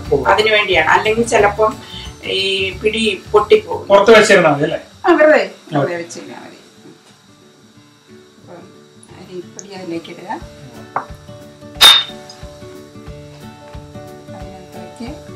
ഞാൻ ഈ തേങ്ങ നമ്മൾ കടയിൽ നിന്ന് പാക്കറ്റിൽ വാങ്ങിക്കുന്നത് ജസ്റ്റ് ഒന്ന് മിക്സിക്കകത്തിട്ട് അടിച്ചിട്ടാണ് എടുത്തത്. അത് നമ്മൾ സ്ലോ ഫയറിൽ ഒരു അരമണിക്കൂറില്ല, എന്നാലും ഒരു 10-20 മിനിറ്റ് എടുക്കും നന്നായിട്ട് വറന്ന് വരാനായിട്ട്. ഒരു ലൈറ്റ് ബ്രൗൺ കളർ ആകുന്നിടം വരെ നമ്മൾ ചെയ്യണം. അവളുടെ പരിവാകണ്ട, അതിന്റെ തൊട്ട് താഴെ വരെ ആവണം. കുറച്ചു നേരത്തെ പണിയുണ്ട്. നിങ്ങൾക്ക് ആർക്കെങ്കിലും പോയി റെസ്റ്റ് എടുക്കണമെങ്കിൽ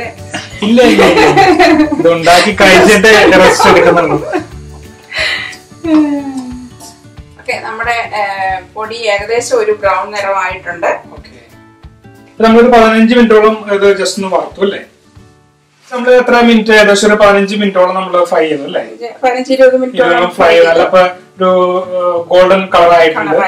ഓക്കെ, ഇനി നമുക്കത് തണുക്കാൻ വെക്കണം അല്ലേ? വേണ്ട, തണുക്കാൻ വെക്കേണ്ട കാര്യമില്ല. ഇതിലേക്ക് നമ്മള് ഉള്ളി ജീരകവും കൂടെ അരച്ചത് ചേർക്കണം. ചേർക്കണം.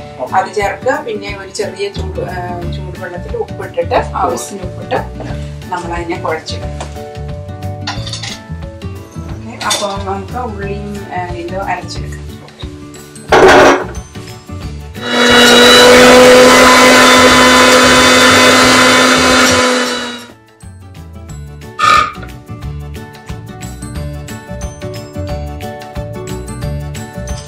ചെറിയ ചൂടുവെള്ളത്തിൽ ഉപ്പിട്ട വെള്ളമാണ് ഒഴിച്ചത്. നമുക്ക് എത്ര ഉപ്പ് ആവശ്യമുണ്ടോ അതനുസരിച്ച്. പിന്നെ ഇതില് പേടിക്കാനൊന്നുമില്ല. നമുക്ക് ഉപ്പ് ഇച്ചിരി കുറഞ്ഞാലും നമുക്ക് തിളയ്ക്കാൻ വെക്കുമ്പോൾ കൂട്ടിയിടാം. കാരണം അതിനെ കുറിച്ച് അത്ര പറയേണ്ട കാര്യമില്ല. ഇത് നന്നായിട്ട് കൈ കൊണ്ട് ഇളക്കണം. ഇളക്കി നന്നായിട്ട് തിരുമ്മിയിട്ടാണ് നമ്മള് ഇതിന്റെ ഇത് നന്നായിട്ട് മിക്സ് ആയിട്ട് ഇങ്ങനെ എന്താ പറ്റുന്നത് വെച്ച് കഴിഞ്ഞാൽ ഈ അരച്ച മിക്സർ അത് അതുമായിട്ട് ചേർത്ത്.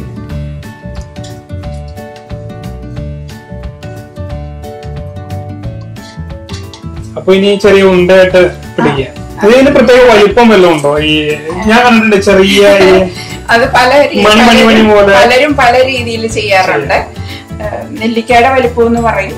നെല്ലിക്ക അവലോസുട്ടയുടെ അത്രയും വലിപ്പം വേണ്ടതാനും അതുപോലെ. അപ്പം അതിന് ഒത്തിരി ആൾക്കാരുടെ ഹെൽപ്പ് വേണം. അതായത് ശരിക്കും പറഞ്ഞ ഒരു വീട്ടില് ഈ പിടി ഉണ്ടാക്കണമെന്നുണ്ടെങ്കിൽ അവരവർക്കുള്ള പിടി അവരവർ തന്നെ ഉണ്ടാക്കി കഴിഞ്ഞത് അല്ലേ? ഇതിപ്പോ നല്ല സോഫ്റ്റ് ആണ്. ഇത് പിടിക്കാനായിട്ട് നല്ല സോഫ്റ്റ് ആണ്. ഉരുട്ടി കഴിയുമ്പോ നല്ല ഭംഗിയിൽ വരുന്നുണ്ട്. ഇത് ടൈറ്റ് ആക്കി ചെയ്യണോ അതോ അല്ലെങ്കിൽ പൊട്ടി പോകണോ? ഒത്തിരി ലൂസായിട്ട് ചെയ്ത് കഴിഞ്ഞാല് പൊട്ടി പോകും അല്ലേ? അപ്പൊ ഈ പിടി ഉണ്ടാക്കാനായിട്ട് നമ്മള് 1 cup rice flour, 1 cup 2 cup rice flour, ഒരു കപ്പ് അല്ലെങ്കിൽ ഒരു 250 ഗ്രാംസ് കോക്കനട്ട്, അത് രണ്ടും കൂടെ നമ്മൾ നന്നായിട്ട് മിക്സ് ചെയ്തിട്ട് അത് വറുത്തു. ഒരു ബ്രൗൺ കളറാകുന്നിടം വരെ വറുത്തെടുത്തു. അതിലേക്ക് നമ്മൾ ഉള്ളിയും വെളുത്തുള്ളിയും ജീരകവും കൂടെ അരച്ചത് അരച്ചിട്ട് അത് അതിനകത്ത് ചേർത്തു. പിന്നെ വെള്ളത്തിനകത്ത് ആവശ്യത്തിന് ഉപ്പിട്ട് എന്നിട്ട് കുറേശ്ശെ വീതം വെള്ളം ചേർത്ത് നോക്കാം. നമുക്ക് ഒരു സാധാരണ കൊഴുക്കട്ടയ്ക്കൊക്കെ പിടിക്കുന്ന പരുവത്തിന് അതിനെക്കാട്ടി ഇച്ചിരി കൂടെ മുറുകിയാലും കുഴപ്പമില്ല. കാരണം നമ്മളിനി ഇത് വെള്ളത്തിനകത്ത് ഇട്ടാണ് തിളപ്പിക്കുന്നത്. കാരണം ഒരു ഇച്ചിരി കട്ടിയായാലും കുഴപ്പമൊന്നുമില്ല. അത് എന്ത് പറഞ്ഞോളൂ. അത് എന്നിട്ട് നന്നായിട്ട് ഉണ്ട പിടിച്ച് റെഡിയാക്കി വെക്കുക. ഇനിയിപ്പോ അടുത്തത് നമ്മൾ ഈ വെള്ളത്തിനകത്തോട്ട് നമ്മൾ വെള്ളം എടുത്ത് വെച്ചിട്ടുണ്ട്. അപ്പം ഏകദേശം എല്ലാം ഉണ്ടായും മൂടി നിൽക്കാൻ കണക്കുള്ള വെള്ളം വേണം. വെള്ളത്തിനകത്ത് ഉപ്പിടും. ഓയില് ഒരു ഡ്രോപ്പ് ഓഫ് ഓയിൽ എടുത്താല് അത് സ്റ്റിക്ക് ചെയ്യാതെ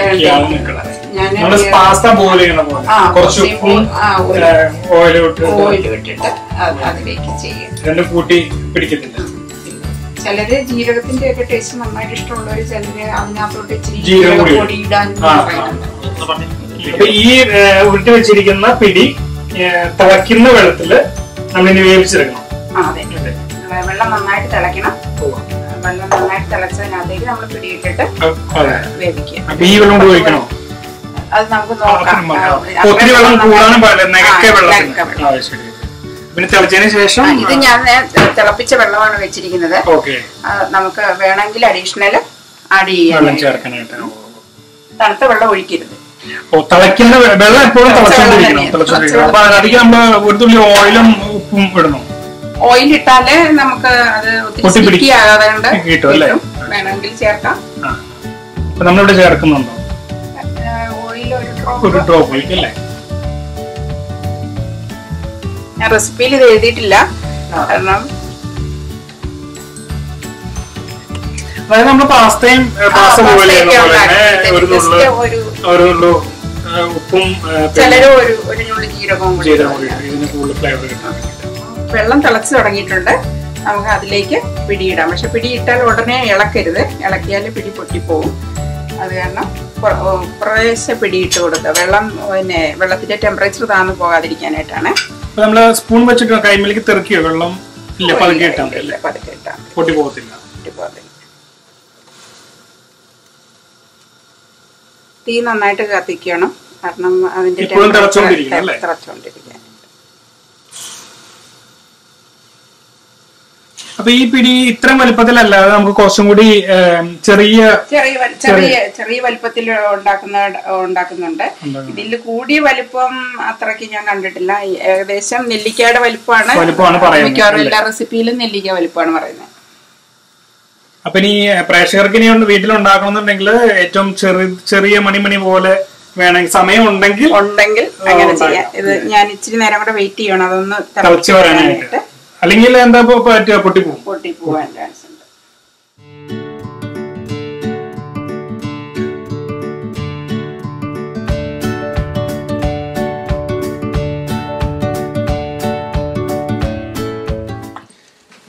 ഇനി നമ്മൾ ഉണ്ടാക്കാൻ പോകുന്നത് കോഴി വറുത്തരച്ച കറി.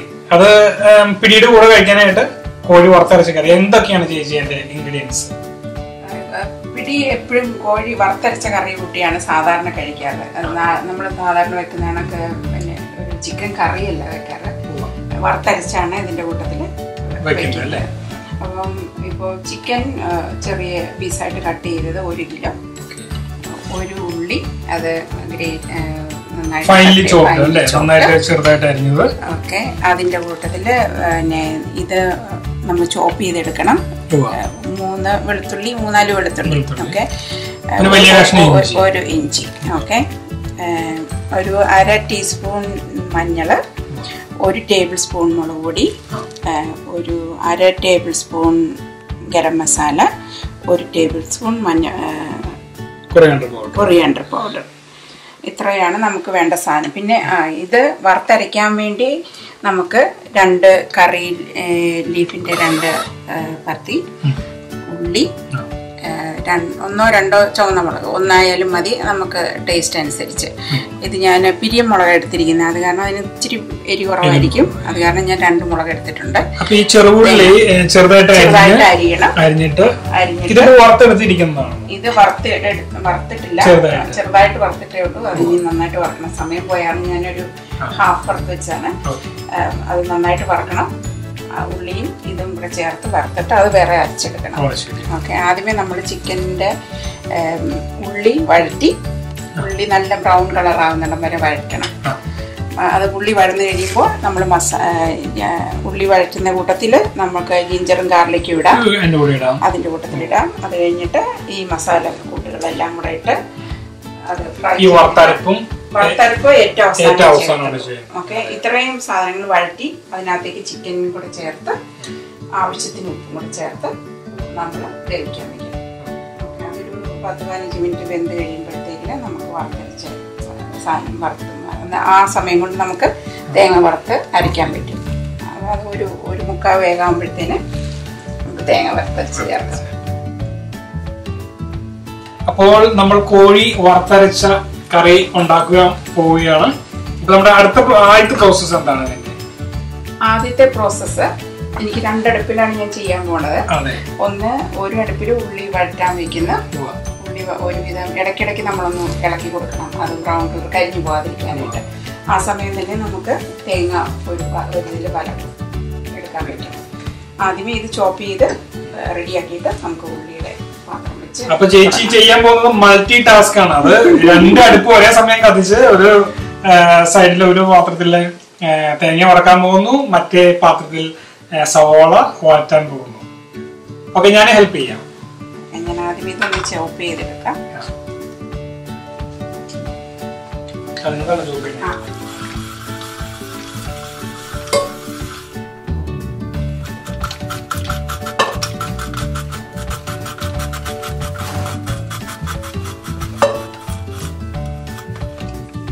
ഇപ്പോൾ ഞാൻ ഈ തേങ്ങ വറക്കുവാണ്. തേങ്ങയും ഉള്ളിയും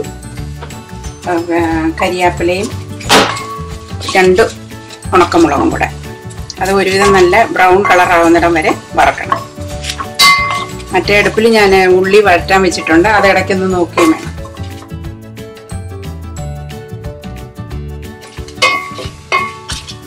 ഉള്ളി ഇച്ചിരി സമയം എടുക്കും അത് വഴന്നു വരാനായിട്ട്.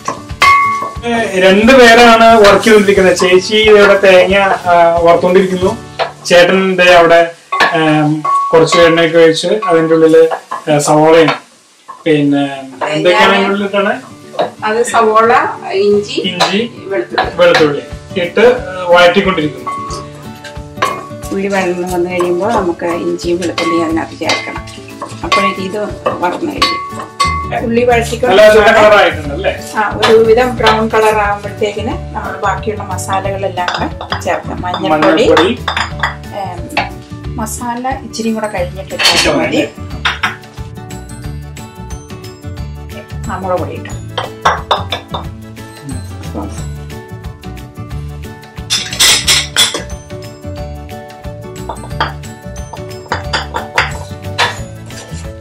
നമ്മള് പച്ചമുളക്, തക്കാളി അതൊന്നും ചേർക്കുന്നില്ല.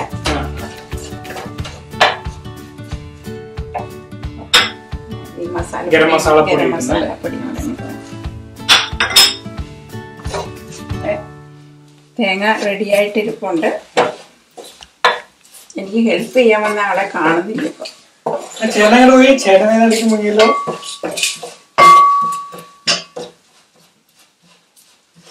ഇത് ഒരുവിധം നല്ല മൂത്ത മണം വരുന്നുണ്ട്.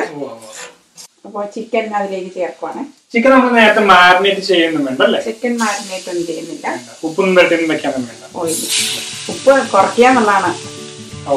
ഉപ്പ് അവസാനം ചേർക്കുന്നുള്ളൂ.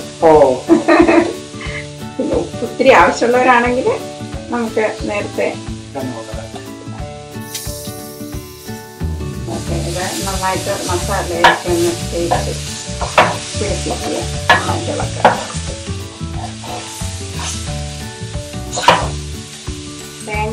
തേങ്ങയും ഉള്ളിയും മുളകും കരിയാപ്പിലയും കൂടെ വറുത്ത് നന്നായിട്ട് വറന്നിട്ടുണ്ട്. നമുക്ക് ഇതിനെ അരച്ചെടുക്കണം നന്നായിട്ട്.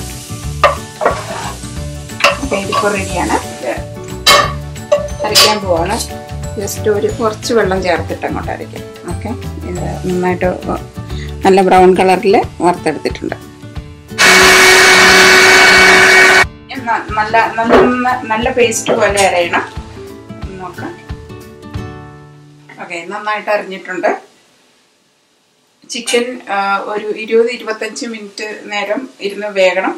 അതിലേക്കാണ് നമ്മൾ ഈ വറുത്തരച്ചത് ചേർക്കാൻ പോകുന്നത്.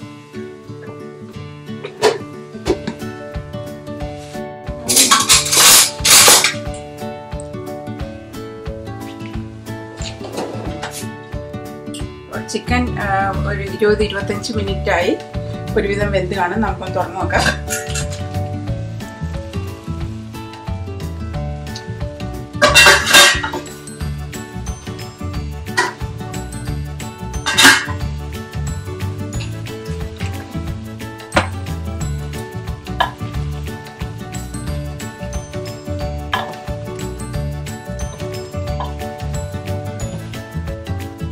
ചിക്കൻ ഒന്ന് കുറച്ച് വേവ് ആകുമ്പോഴാണ് അരപ്പ്.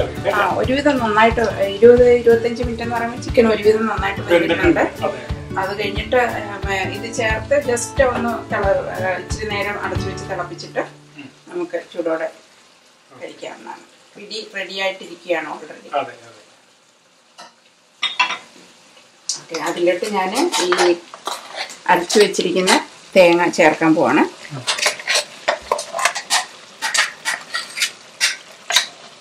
തേങ്ങ വറുത്തരച്ചതിന്റെ മണം കേൾക്കുമ്പോൾ തന്നെ നാട്ടില് കല്യാണ വീടുകളിൽ ശരിക്കും പറഞ്ഞു.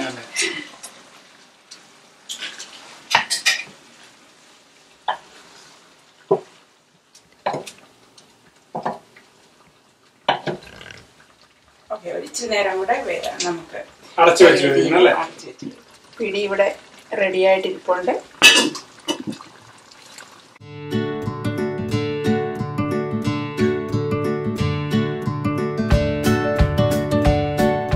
അപ്പൊ നമ്മൾ ഉണ്ടാക്കുന്നത് ക്രിസ്മസ് പുഡിംഗ് ആണ് അല്ലെ? ക്രിസ്മസിനെ ഒഴിവാക്കാൻ പറ്റാത്ത ഒരു വിഭവം. ഇച്ചിരി കോംപ്ലിക്കേറ്റഡ് ആണ് തോന്നുന്നെങ്കിലും പക്ഷെ എളുപ്പമാണ് അല്ലേ?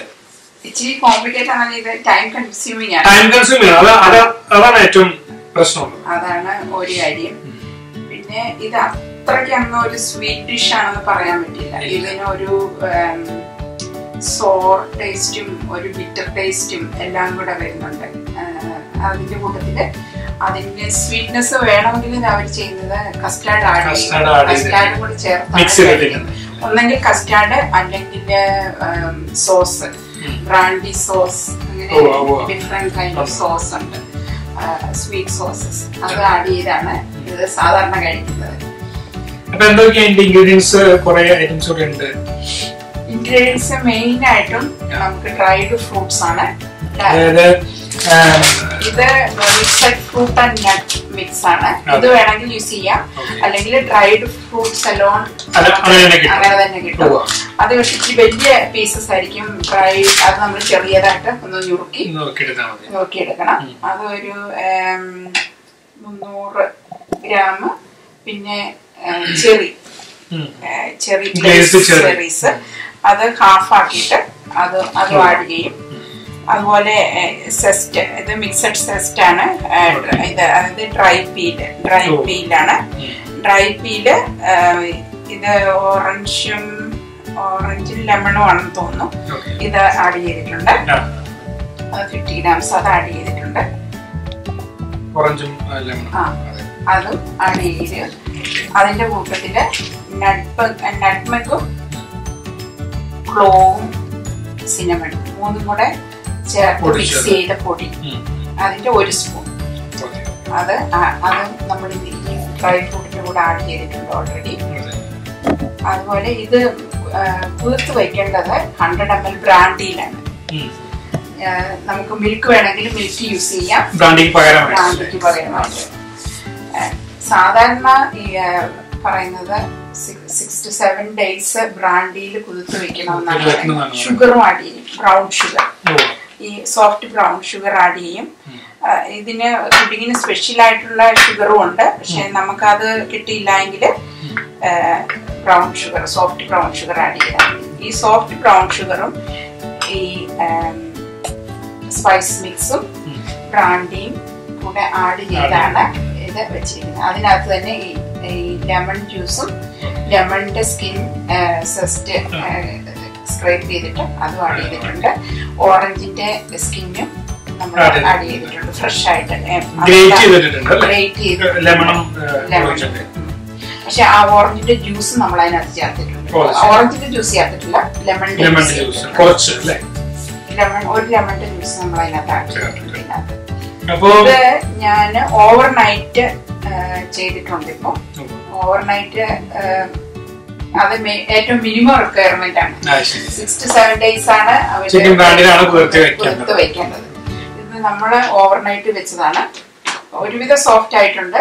അത് ആ ഡ്രൈ ഫ്രൂട്ട് ആ മോയ്സ്ചർ അബ്സോർവ് ചെയ്ത് നന്നായിട്ട് പ്ലംബപ്പ് ആകാൻ വേണ്ടിയാണ് അത്രയും ദിവസം വെക്കുന്നത്. അതുപോലെ അത് കഴിഞ്ഞിട്ട് ഇത് കുക്ക് ചെയ്തിട്ട് ഈവൻ മന്ത്സ് വെക്കുന്നവരൊക്കെ ഉണ്ട്. ഇപ്പൊ നമ്മൾ കടയിലൊക്കെ പോയാല് 12 months എന്നൊക്കെ കാണും. അതിന്റെ മച്യൂരിറ്റി ക്രിസ്മസ് പുഡിങ്ങിന്റെ. നമ്മളിപ്പൊ ഈ ഉണ്ടാക്കുന്ന രീതിയിൽ ഉണ്ടാക്കിയാൽ നമുക്ക് 1 മാസം വരെ പുറത്ത് വെക്കാം, അല്ലെങ്കിൽ തണുപ്പായതുകൊണ്ട് പുറത്ത് വെച്ചാലും കുഴപ്പമില്ല, കേടുകൂടാതെ കണ്ടിരിക്കും. അപ്പൊ ഇതിന്റെ ഒരു ആദ്യത്തെ ഘട്ടമാണ് ഇത് സോക്ക് ചെയ്യാന്നുള്ളത്. സോക്ക് ചെയ്യാനായിട്ട് മിക്സ്ഡ് ഫ്രൂട്ട് നട്ട് മിക്സ്, ഓക്കെ. അത് പിന്നെ glazed cherries, orange and lemon peel, പിന്നെ ബ്രൗൺ ഷുഗർ. ഞാൻ ഒരു കാര്യം പറയാൻ മറന്നുപോയി, ക്യാരറ്റ് ഇതിനകത്ത് ആഡ് ചെയ്തിട്ടുണ്ട്. ഒരു ക്യാരറ്റ് ആഡ് ചെയ്തിട്ടുണ്ട്. അതുപോലെ ഓറഞ്ചിന്റെ ലെമണിന്റെ ഗ്രേറ്റ് പിന്നെ ലെമണിന്റെ ഒരു ചെറിയൊരു സ്ക്യൂസ് ബ്രാൻഡിയിൽ സോക്ക് ചെയ്ത് 7 days വെക്കുന്നതാണ്. ഞാൻ ഒരു ദിവസം വെച്ചിട്ടുള്ളത് 1 day old. ബ്രാൻഡി വേണ്ടെന്നുണ്ടെങ്കിൽ പാലിലും സോക്ക് ചെയ്യാം അല്ലേ? വേണ്ടെങ്കിൽ പാലിൽ ചെയ്യാം.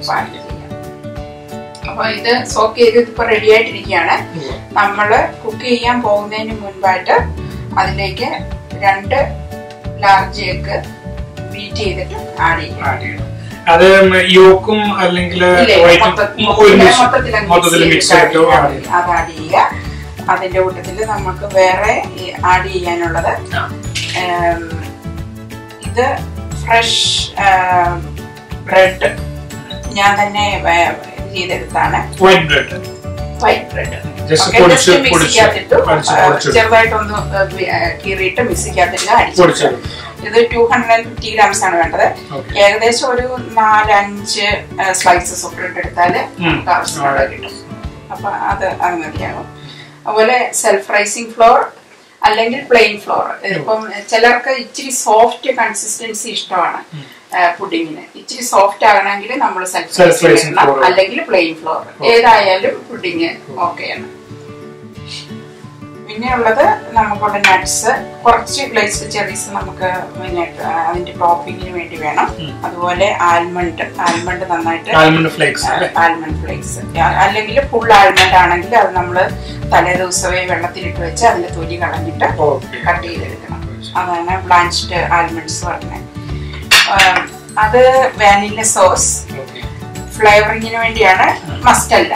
കാരണം നമ്മൾ ഓൾറെഡി സ്പൈസി ഇത് ചേർക്കുന്നത് കാരണം ചിലർക്ക് സ്പൈസി ഇത് ഇഷ്ടമില്ലെങ്കിൽ നമ്മൾ കുറച്ച് ഇതുകൂടെ ചേർക്കാം. അതുപോലെ ഇവിടെ ഇനി ഉള്ളത് ഗോൾഡൻ സിറപ്പ്.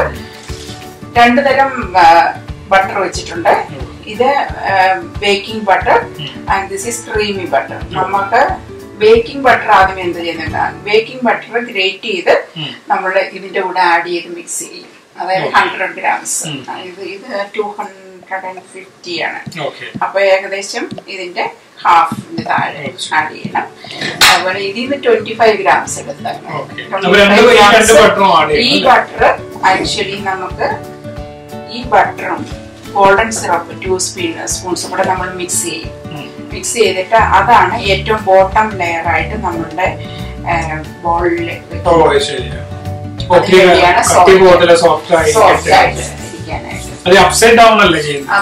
നമ്മൾ എടുക്കുന്നത് അപ്സൈഡ് ഡൗൺ ആണ് എടുക്കുന്നത്.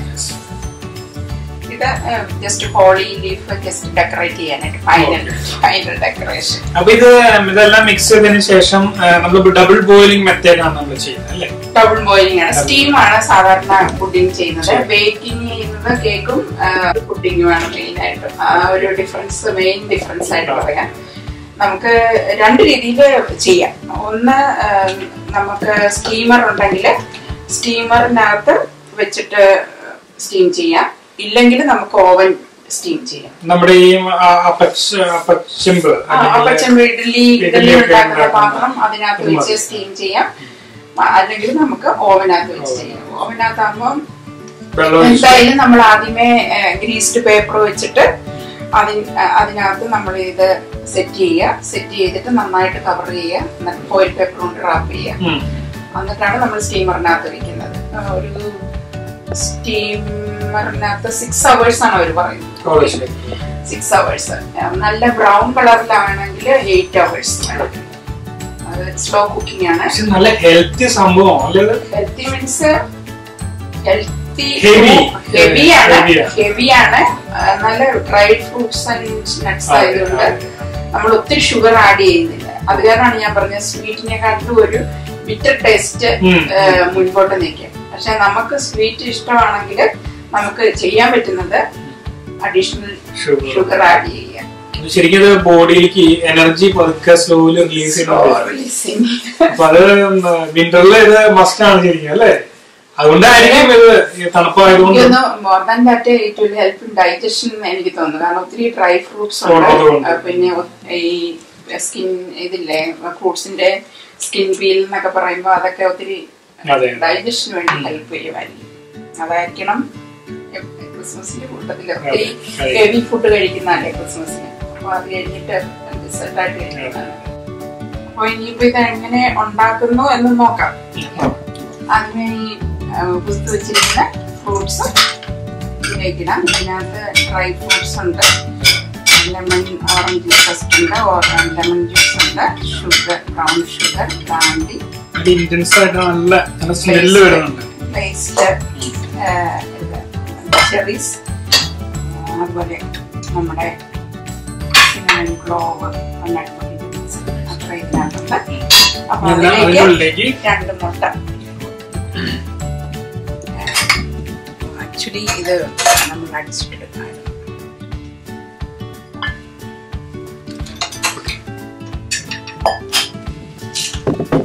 ഗൾഫ് സ്റ്റൈലിലാണ്.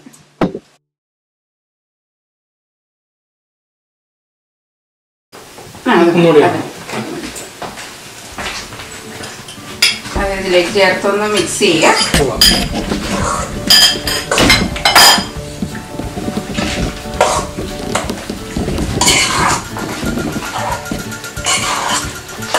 അതിലേക്ക് ബട്ടർ ചേർക്കാം. രണ്ട് ബട്ടർ കാണിച്ചായിരുന്നല്ലോ, അതില് നമ്മള് ഹാർഡ് ബട്ടറാണ് ഗ്രേറ്റ് ചെയ്തിട്ട് ഇടുന്നത് അല്ലേ?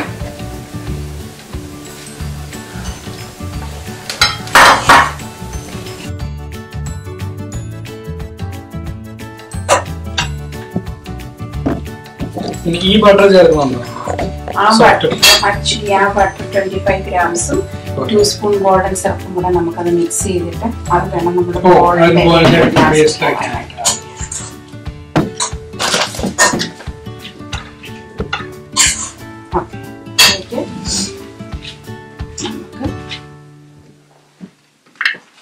വെറുതെ വൈറ്റ് ബ്രെഡ് മിക്സിക്കകത്ത് അടിച്ച് പൊടിച്ചതാണ്.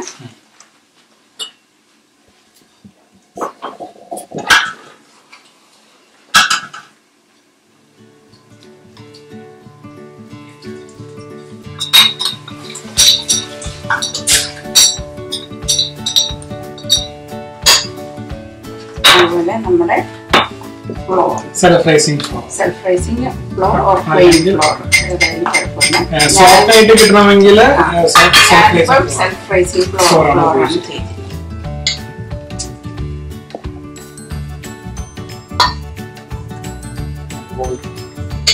ഗോൾഡൻ സിറപ്പും ഇതും കൂടെ 25 ഗ്രാംസ്.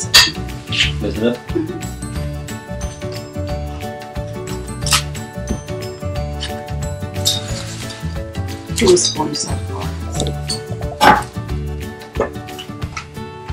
ഞാൻ മിക്സ് ചെയ്യണം.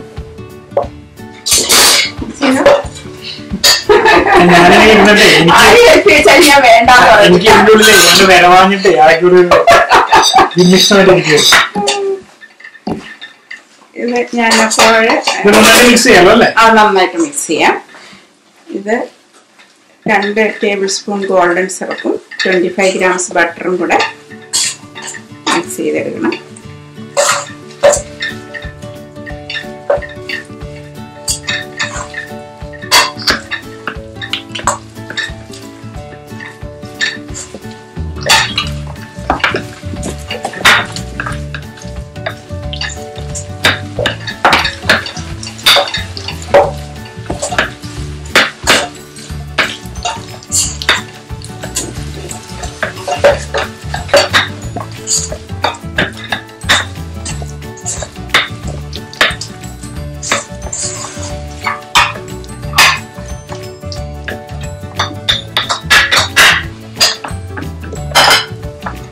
അപ്പൊ നേരത്തെ മിക്സ് ചെയ്ത് വെച്ചിരിക്കുന്ന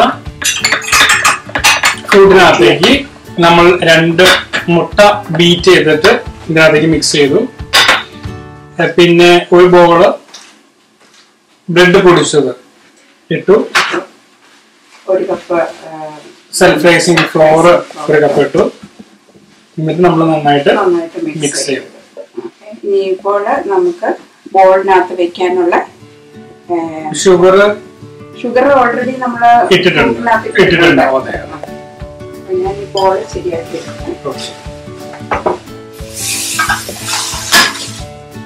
ഈ മിശ്രിതം എന്ന് പറയുന്നത് ഈ സോഫ്റ്റ് ക്രീമി ബട്ടറും ഈ ഗോൾഡൻ സിറപ്പും കൂടിയിട്ട് മിക്സ് ചെയ്തിട്ട് ഈ നമ്മൾ പുഡിംഗ് ഉണ്ടാക്കുന്ന ബോളിന്റെ അടിയിൽ ഒഴിക്കാൻ വേണ്ടിയിട്ട് ഉള്ള മിശ്രിതമാണ്. പുഡിംഗ് ബോളാണ്. പൈറക്സിന്റെ അല്ലെങ്കിൽ ഏതെങ്കിലും ഗ്ലാസ് ബോൾ നമുക്ക് ഓവനകത്ത് വെക്കാൻ പറ്റിയത്. സ്റ്റീമറിനകത്ത് ഇത് വെക്കാൻ പറ്റും. സ്റ്റീമറിനകത്ത് വെക്കുകയാണെങ്കിൽ നമുക്ക് പ്ലാസ്റ്റിക് ബോൾ വേണമെങ്കിലും വാങ്ങിക്കാൻ കിട്ടും. പ്ലാസ്റ്റിക് ബോൾ വിട്ട് ലിഡ് കിട്ടും. അപ്പൊ നമുക്ക് ഈ പാക്ക് ചെയ്യുന്നതിന്റെ ഒക്കെ കുറെ ഒരു ടെൻഷൻ അത് ഒഴിവാകും. പക്ഷെ അത് നമുക്ക് ഓവനകത്ത് വെച്ച് ചെയ്യാൻ പറ്റത്തില്ല. നമ്മുടെ സ്റ്റീമറിനകത്ത് വെച്ച് തന്നെ ചെയ്യാൻ പറ്റുള്ളൂ. അപ്പൊ ഞാനിപ്പോ ഗ്ലാസ് ബോളാണ് യൂസ് ചെയ്യുന്നത്. നമുക്ക് അത് പിന്നെ ഓയിൽ പേപ്പർ ബേക്കിംഗ് പേപ്പർ വെച്ച് ലൈനർ ഇടാം. ഇത് ചിലപ്പോൾ ഇത് സ്റ്റിക്കി ആകാൻ ചാൻസ് ഉണ്ടാകും. കാരണം നമ്മൾ ആദ്യമേ ഒരു ലൈനർ അടിയിലിടും.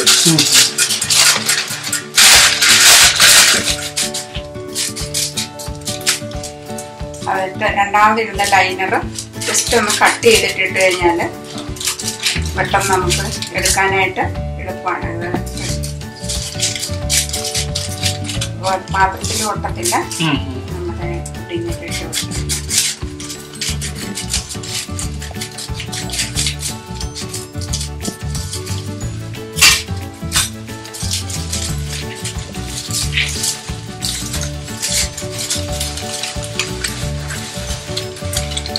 ആദ്യത്തെ ലൈനർ നമ്മൾ കട്ട് ചെയ്തിട്ടില്ല. അത് കാരണം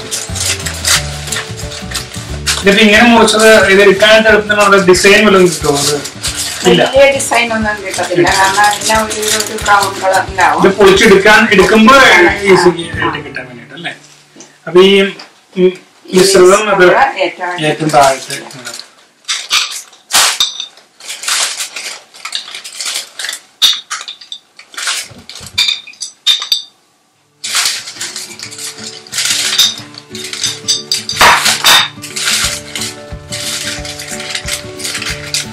അതിനുശേഷമാണ് ഇതിനുണ്ട് അല്ലേ സ്പ്രെഡ് ചെയ്യാൻ.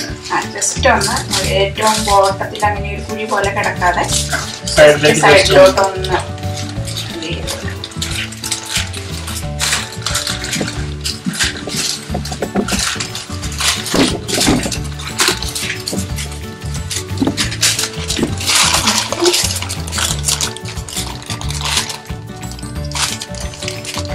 ഇതിപ്പോ അടിയിൽ ഒരു ടോട്ടൽ ഒരു കവർ പോലെ ആയിട്ടുണ്ട്. അതിന് മുന്നേ നമുക്ക് ഈ കാരണം നമ്മള് പുഡിംഗ് എടുക്കുമ്പോൾ അപ്സൈഡ് ഡൗൺ ആണ് വരുന്നത്. അത് കാരണം അതൊന്ന് ഗാർണിഷ് ചെയ്യാനായിട്ട് ഗ്ലേസ് ചെറി ഇടണം. ഒരു 5-6 ചെറി. അത് ഒരുവിധം ഒന്ന് അഡ്ജസ്റ്റ് ചെയ്തിട്ടാല് എല്ലാം കൂടെ ഈ ഗോൾഡൻ സിറപ്പും ബട്ടറും ഉള്ള കാരണം ഒരുവിധം നമ്മൾ വെക്കുന്ന സ്ഥലത്ത് തന്നെ ഇരുന്നോളും.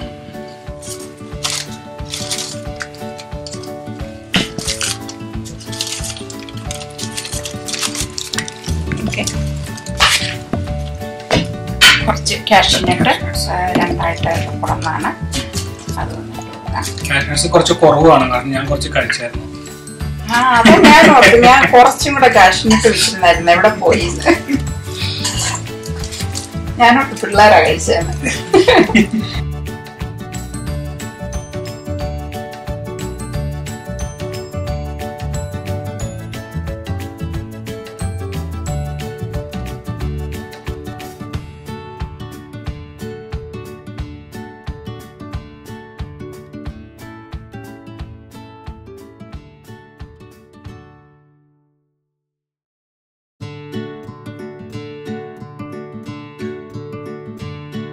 ടൈറ്റായിട്ട് ഗ്രീസ് പ്രൂഫ് പേപ്പർ വെച്ചിട്ട് മൂടി നന്നായിട്ട്, ഒന്നെങ്കിൽ ഇവിടെ കുറച്ചും കൂടെ നീളം ഉണ്ടെങ്കിൽ ഒരു റബ്ബർ ബാൻഡ് ഇട്ട് നമുക്ക് വേണമെങ്കിൽ ഇതിനകത്തോട്ട് ഒട്ടും വെള്ളം ഇറങ്ങാതെ കണ്ട് നോക്കാം. ഇല്ലെങ്കിൽ ഫോയിൽ പേപ്പർ വെച്ച് നന്നായിട്ട് മൂടിയാണ്. ഓക്കെ, ഇതിനെ നന്നായിട്ട് ഫോയിൽ പേപ്പർ വെച്ച് കവർ ചെയ്യുവാണ്.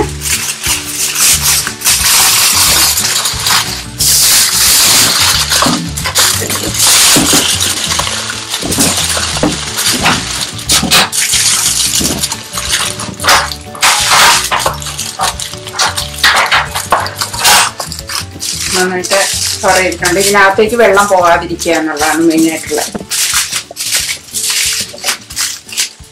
ഇത് നമ്മൾ ഇനി സ്റ്റീമറിൽ വെക്കണം. ഞാൻ ഓവൻ സ്റ്റീമിംഗ് ആണ് കാണിക്കാൻ പോണത്. നമ്മൾ ഓവൻ 160 ഡിഗ്രിയിൽ സെറ്റ് ചെയ്യണം. അതിലേക്ക് ബോയിൽഡ് വാട്ടർ, ഒരു കെറ്റിലിനകത്ത് ബോയിൽഡ് വാട്ടർ എടുക്കുക. ഇതിൻ്റെ 3/4 ഓഫ് വാട്ടറേ വരാൻ പാടുള്ളൂ, കാരണം അല്ലെങ്കിൽ അത് ബോയിൽ ചെയ്ത് വാട്ടർ ഇതിനകത്തേക്ക് വീഴും. അപ്പോൾ 3/4 താഴെ നിൽക്കണം വെള്ളം. എന്നിട്ട് 160 ഡിഗ്രിയിൽ സെറ്റ് ചെയ്ത് നമ്മൾ 6 hours ബേക്ക് ചെയ്യണം. 6 hours സെറ്റ് ചെയ്ത് വെക്കണം. ചിലർ പറയും 8 hours. 8 hours ആണെങ്കിൽ നല്ല ബ്രൗൺ കളർ പുഡിങ് കിട്ടും. 6 hours ആണെങ്കിൽ ഒരുവിധം ഒരു പെയിൽ ബ്രൗൺ ആയിരിക്കും. ഓക്കെ, നമുക്ക് ഓവൻ സെറ്റ് ചെയ്യാം. ഓവൻ സെറ്റ് ചെയ്ത് ടെമ്പറേച്ചർ അഡ്ജസ്റ്റ് ചെയ്തിട്ട് നമുക്കത് എടുത്ത് വയ്ക്കാം. ഓൾറെഡി 160 ഡിഗ്രി 160 മതി. 160 തൊട്ട് 180 വരെ വരാമെന്ന് പറയുന്നു. 160 ആയാലും മതി. ഇതിനകത്ത് നമ്മൾ ബോയിൽഡ് വാട്ടർ വെച്ചിട്ടുണ്ട്. അതിനകത്തേക്ക് നമ്മൾ ഇറക്കി വെക്കുക. ഇത് നമുക്ക് നന്നായിട്ട് ഫോയിൽ പേപ്പർ വെച്ച് കാരണം സ്റ്റീം ഇതിന്റെ ഉള്ളിൽ തന്നെ നിൽക്കാൻ വേണ്ടിയിട്ട്.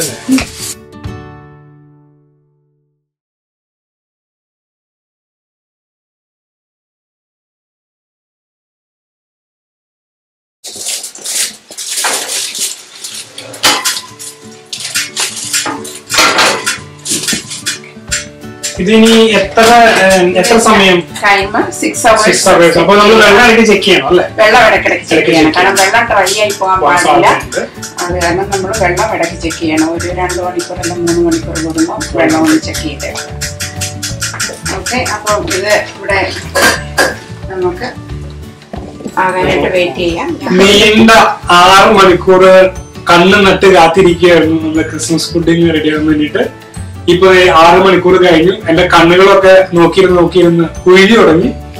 അപ്പോ ചേച്ചി ഇതൊന്ന് പുറത്തേക്ക് എടുക്കാൻ പിന്നെ ഒരു കാര്യം, ഇടയ്ക്കിടയ്ക്ക് വെള്ളം നോക്കുന്നുണ്ടായിരുന്നു, വെള്ളം ഒഴിക്കുന്നുണ്ടായിരുന്നു. ഇപ്പൊ സമയമായി നമ്മള് പുഡിംഗ് പുറത്തേക്ക് എടുക്കാൻ പോകുന്നത്. ചൂട് അല്ലേ? ചൂട്.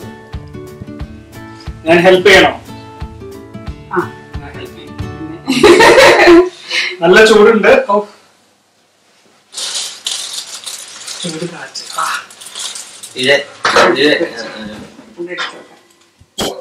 ചൂടുണ്ട് കേട്ടോ.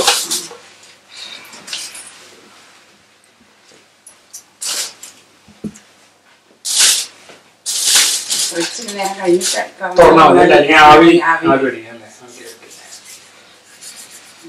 നേരം കഴിഞ്ഞപ്പോ നമുക്ക് തുറന്നു പോകാം.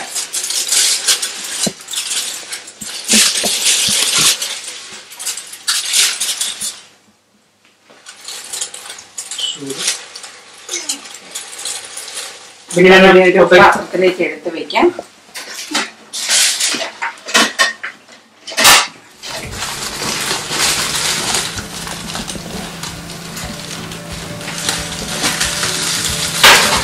കരിഞ്ഞു പോയിട്ടൊന്നും ഇല്ലാന്ന് വിചാരിക്കുന്നു. നീണ്ട 6 മണിക്കൂറിന്റെ കാത്തിരിപ്പിനൊടുവിൽ നല്ല റെഡിയായിട്ടുണ്ട്.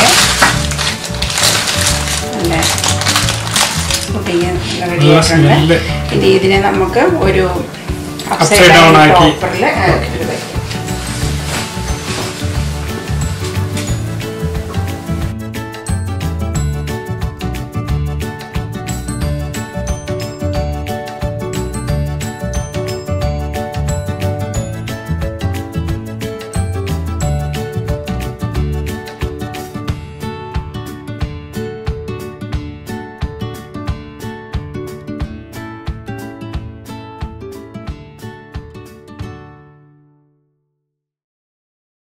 റീസെന്റ് ആയിട്ട് ഗോഡ് എന്ന് പറയുന്ന ഒരു മ്യൂസിക് ആൽബം റീസെന്റ് ആയിട്ട് കേട്ടു. അത് കേൾക്കാത്തവരായിട്ട് ചിലപ്പോ ആരും കാണാൻ വഴിയില്ല. നമ്മുടെ കൊച്ചിന്റെ ഏത് കൊച്ചിന്റെ? നമ്മുടെ ശ്രേയയുടെ. ഏത് പാട്ടാ? ഈശോ. എം ജയചന്ദ്രന്റെ ആദ്യത്തെ മ്യൂസിക് ആൽബം. അതുപോലെ തന്നെ ജിൻഡോ കുന്നംപുറത്തിന്റെ ക്രിസ്ത്യൻ ഡിവോഷണൽ. ജിൻഡോന്റെ 100ാമത്തെ ഭക്തിഗാനം ആൽബം UK റിലീസ് ചെയ്തു. അപ്പോൾ അതിന്റെ CD എല്ലായിടത്തും വേൾഡ് വൈഡ് മൊത്തം കിട്ടുന്നുണ്ട് അതിന്റെ CD. ഇപ്പോൾ അയർലൻഡിലാണെങ്കിൽ സെബാസ്റ്റ്യൻ, ലോക്കിൽ താമസിക്കുന്ന സെബാസ്റ്റ്യൻ കുന്നംപുറത്തിന്റെ കയ്യിലുണ്ട് CD. ആവശ്യമുള്ളവർ കോൺടാക്ട് ചെയ്യാൻ നമ്പർ തരുന്നതായിരിക്കും. പിന്നെ എന്താണ് ഇപ്പോൾ റീസെന്റ് ആയിട്ട് കേട്ട വേറൊരു സംഭവമാണ്, ക്രിക്കറ്റിന്റെ നിറകിലാണ് ഇപ്പോൾ രോഹിത് ശർമ്മ നിൽക്കുന്നത്. കാരണം വേറെ ഒന്നല്ല, ഏകദിനത്തിലെ ഏറ്റവും ഉയർന്ന സ്കോർ 264, അതായത് 264 നേടിയിട്ട് ഈഡൻ ഗാർഡൻസിൽ ചരിത്രം കുറിച്ചു. ഡബിൾ സെഞ്ചുറി നേടുന്ന ആദ്യ താരമെന്ന ബഹുമതിയാണ് ഇദ്ദേഹത്തിന് കിട്ടിയിരിക്കുന്നത്. പിന്നെ വേറൊരു കഥയിലേക്ക് പോവാണില്ല, കഥയല്ല, നടന്ന സംഭവമാണ്. ചൈനയിൽ നടന്ന സംഭവമാണ്. അതായത് ഒരു വ്യക്തി, അദ്ദേഹം ഒരു എഞ്ചിനീയർ ആയിരുന്നു. പുള്ളിയുടെ അപ്പോൾ ട്രാൻസ്ഫോമർ നന്നാക്കാനായിട്ട് പുള്ളിയുടെ ജോലി സ്ഥലത്തേക്ക് ട്രാൻസ്ഫോമർ നന്നായിക്കൊണ്ടിരിക്കുന്നതിൻ്റെ ഇടയ്ക്ക് സാധനം പൊട്ടിത്തെറിക്കുമ്പോൾ സ്വാഭാവികമായിട്ടും എന്താ സംബന്ധിച്ച് നമുക്കറിയാം, മുഖമില്ല. മുഖമെല്ലാം പൊള്ളി. ശരി, ഞാൻ ആ ന്യൂസ് കണ്ടിരുന്നു. അതെ. അപ്പോൾ ഈ ഹൈ വോൾട്ടേജ് സംഭവം ആയതുകൊണ്ടാണ് സാധനം പൊട്ടിത്തെറിച്ച് സംതിങ് എന്തോ പറ്റി. അപ്പോൾ വൈദ്യശാസ്ത്രം ഇപ്പോൾ ചെയ്യുന്ന വേറൊരു പരിപാടി എന്താണെന്ന് വെച്ച് കഴിഞ്ഞാൽ ഈ സാലിൻ വാട്ടർ എന്ന് പറയുന്നൊരു വെള്ളം ഇപ്പോൾ അദ്ദേഹത്തിന്റെ ഇടത് നെഞ്ചിൽ, സാലിൻ വാട്ടർ എന്നാണ് പറയുന്നത്, അങ്ങനെ ആയിരിക്കും, അതെങ്ങനെ കുത്തി വെച്ചിട്ട് ഇത് എൻ്റെ ഇടത് നെഞ്ചിന്റെ ഭാഗത്ത് വലിയൊരു മുഴ ഉണ്ടാക്കിയെടുത്തേക്ക്. അതായത് ചർമ്മം വളർത്തിയെടുക്കുകയാണ് നെഞ്ചിന്റെ വലത് ഭാഗത്ത് ചർമ്മം വളർത്തിയെടുത്തിട്ട് ഈ സ്കിൻ എടുത്തിട്ട് മുഖത്ത് വെക്കാനായിട്ട്. അപ്പോൾ ശാസ്ത്രരംഗത്ത് കുറെ പരിപാടികൾ പുരോഗമനം നടന്നുകൊണ്ടിരിക്കുന്നു. പിന്നെയാണ് ഞാൻ അതുപോലെ ഒരു ന്യൂസ് ശ്രദ്ധിച്ചത്, ബീഹാറില് പണ്ട് ഓർമ്മയില്ലേ സതി സിസ്റ്റം? അത് പക്ഷെ എല്ലാം തീർന്നതായിരുന്നു, പണ്ട് മുതലേ നിർത്തിയതായിരുന്നു.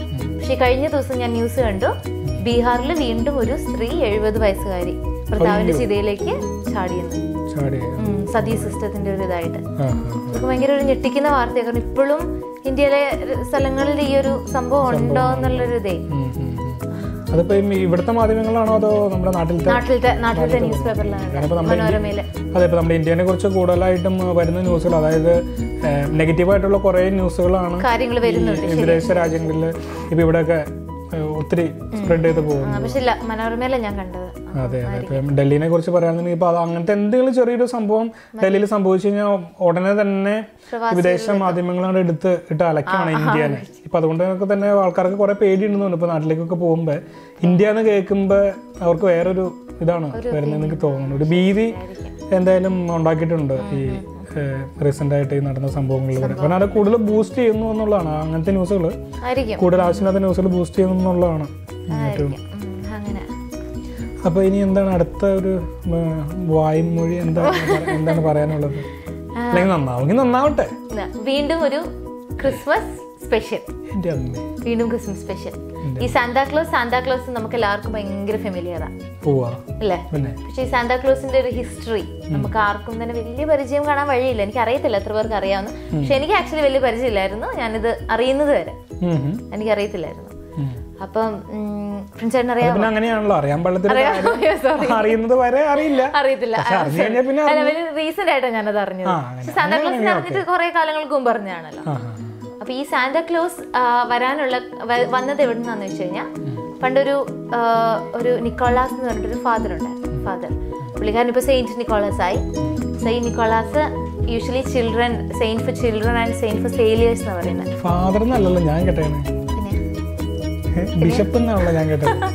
ഫാദർ കഴിഞ്ഞിട്ടാണ് ബിഷപ്പ് ആവുക അല്ലേ? അങ്ങനെയാണ്. ആദ്യം ഫാദർ ആയിരുന്നു, പിന്നീട് ബിഷപ്പായി, പിന്നീട് സെയിന്റ് ആയി. ഓക്കെ. അപ്പം പുള്ളിക്കാരൻ father of children and saints എന്ന് പറയുന്നത് സേലിയേഴ്സ്. ചിൽഡ്രന്റെ സെയിന്റ് ആവാൻ കാരണം എന്ന് വെച്ച് കഴിഞ്ഞാൽ പുള്ളിക്കാരൻ ഒത്തിരി ഹെൽപ്ഫുൾ ആയിരുന്നു. പാവപ്പെട്ടവരെയും എല്ലാവരെയും സഹായിക്കാൻ ഒത്തിരി മനസ്സുള്ള ഒരാളായിരുന്നു. അപ്പൊ അത് പിള്ളേരിലേക്ക് ആ ഒരു ക്വാളിറ്റി വരാനായിട്ടാണ് പിള്ളേരുടെ ഫാദർ എന്ന് പറഞ്ഞിട്ടാക്കിയത്. സെയിലിയേഴ്സിന്റെ ഫാദർ ആവാൻ റീസൺ എന്ന് വെച്ച് കഴിഞ്ഞാൽ, പണ്ട് എപ്പോഴോ ഇങ്ങനെ ഒരു കഥയുണ്ട്. സെയിലിയേഴ്സ് കപ്പലിൽ യാത്ര ചെയ്തുകൊണ്ടിരുന്ന സമയത്ത് കപ്പൽ പെട്ടെന്ന് എവിടെയോ വെച്ചിട്ട് എന്തോ പറ്റി, കപ്പൽ ഭയങ്കര ഡേഞ്ചറസിലായി. അപ്പം കപ്പൽ നീങ്ങുന്നില്ല, ഭയങ്കര തിരമാല, അങ്ങനെയെല്ലാം വന്ന സമയത്ത് ഇവർ വിളിച്ച് കരഞ്ഞത് സെയിന്റ് നിക്കോളനെയാണ്. അപ്പൊ സെയിന്റ് നിക്കോള വന്നിട്ട് ഇവരെ അവിടെ നിന്ന് രക്ഷപ്പെടുത്തി എന്ന് പറയുന്നൊരു കഥയുണ്ട്. അപ്പൊ അതിനുശേഷമാണ് സെയിലിയേഴ്സിന്റെ സെയിന്റ് എന്ന് പറഞ്ഞിട്ട് സെയിന്റ് നിക്കോള ആയത്. അപ്പം ഈ സെയിന്റ് നിക്കോള പണ്ട് ജീവിച്ചുകൊണ്ടിരുന്ന സമയത്ത് ഒത്തിരി ഹെൽപ്ഫുൾ ആയിരുന്നു. അപ്പൊ അങ്ങനെ യൂഷ്വലി ഈ സെയിന്റ് നിക്കോള ആൾക്കാരെ സഹായിച്ചുകൊണ്ടിരുന്ന ഈ ചിമ്മിണിയുടെ മുകളിൽ കൂടെ ഗിഫ്റ്റ്സ് ഇട്ടിട്ടായിരുന്നു, ചിമ്മിണിയുടെ ഉള്ളിൽ കൂടെ ഗിഫ്റ്റ്സ് ഇട്ടിട്ടായിരുന്നു. അപ്പൊ അങ്ങനെ ഇട്ടിട്ടാണ് ക്രിസ്മസിന് പിന്നീട് അതൊരു ഇതായത്, ഒരു ശീലമായത്. ചിമ്മിണിയുടെ ഉള്ളിൽ കൂടെ ക്രിസ്മസ് സാന്ത ഗിഫ്റ്റ്സ് ആയിട്ട് വരുന്നാണല്ലോ ഇപ്പത്തെ ഒരു ഇത്. അപ്പൊ അങ്ങനെ വന്നത്. അപ്പൊ എനിക്ക് അറിയത്തില്ല എത്ര പേർക്ക് അറിയാമായിരുന്നു, ജസ്റ്റ് ഞാൻ പറഞ്ഞു തന്നേ ഉള്ളൂ. അങ്ങനെ ഒരു സ്റ്റോറി. അപ്പൊ നമ്മുടെ ഇവിടെ കേക്ക് ഇവിടെ അടുത്തിങ്ങനെ ഇരിക്കുന്നുണ്ട്. കൊറേ നേരമായി രേഷ്മ ഈ സൈഡില് കേക്ക് ഇരിക്കുന്നുണ്ട്. അപ്പൊ കൊറേ നേരം എന്നെ നോക്കുന്ന സമയത്ത് ഒരു കണ്ണ ടീ എന്ന് പറഞ്ഞ് അതിൻ്റെ ഉള്ളിലേക്ക് നോക്കുന്നുണ്ട്. അപ്പോൾ എല്ലാവർക്കും ഞങ്ങളുടെ ക്രിസ്മസ് പുതുവത്സര ആശംസകൾ. അപ്പോൾ നമ്മൾ കേക്ക് മുറിച്ച് നമ്മൾ ആഘോഷിക്കാൻ പോവാണ് അല്ലേ. നമ്മളുടെ ആഘോഷങ്ങൾ തുടങ്ങുകയായി ക്രിസ്മസിൻ്റെ. ഇപ്പോൾ ഡിസംബർ 21 ഇപ്പോൾ 2 ദിവസം കൂടി കഴിഞ്ഞാൽ ക്രിസ്മസ് ആയി. അപ്പോൾ നമുക്ക് കേക്ക് മുറിക്കാം. അപ്പോൾ കേക്ക് മുറിക്കുന്നതിന് പ്രത്യേകതയുണ്ട്. സാധാരണ രീതിയിൽ ഈ നടന്മാരെയും നടിമാരെയും ഒക്കെ ആയിരിക്കും ആൾക്കാർ കാണുന്നുള്ളൂ. ക്യാമറയുടെ പുറകിലുള്ള വലിയൊരു ടീമുണ്ട്. ഇപ്പോൾ സംവിധായകൻ തുടങ്ങി ലൈറ്റ് ബോയ് അല്ലെങ്കിൽ പ്രൊഡക്ഷൻ ബോയ് വരെ ഉള്ള ആൾക്കാരുണ്ട്. അപ്പോൾ ഇവിടെ ഒരാളുണ്ട്, വേറെ ആരുമല്ല, എല്ലാവർക്കും പരിചിതമായ ആളാണ് ശ്യാം ഇസാദ്. അദ്ദേഹം ഇവിടെ വന്ന് കേക്ക് മുറിച്ച്, ക്രിസ്മസ് കേക്ക് മുറിച്ച് നമ്മളുടെ ആഘോഷങ്ങൾ തുടങ്ങുകയാണ്. അപ്പോൾ നമുക്ക് കേക്ക് മുറിച്ചാലോ?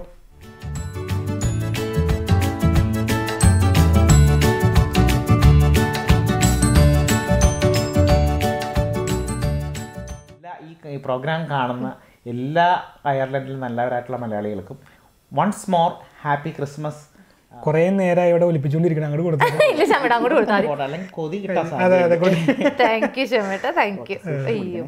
ഒരു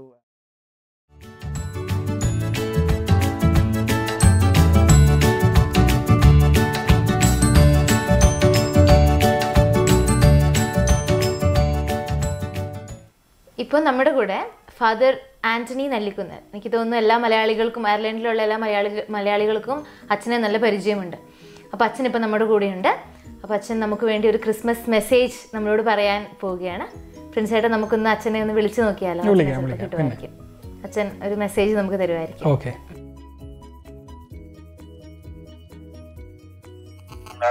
ഹലോ അച്ഛ, ഇത് പ്രിൻസ് അങ്കമാലിയാണ്.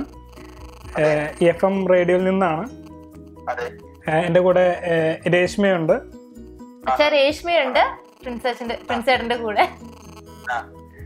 അച്ഛാ, ഞങ്ങൾക്കൊരു ക്രിസ്മസ് മെസ്സേജ് ഒന്ന് തരാമോ? ഏതെങ്കിലും ഒരു മിനിറ്റില്ല, അല്ലെങ്കിൽ ഒരു 1/2 മിനിറ്റ്. എല്ലാ മലയാളികൾക്കും, എല്ലാ വ്യൂവേഴ്സിനുമായിട്ട് അച്ഛാ. തീർച്ചയായിട്ടും.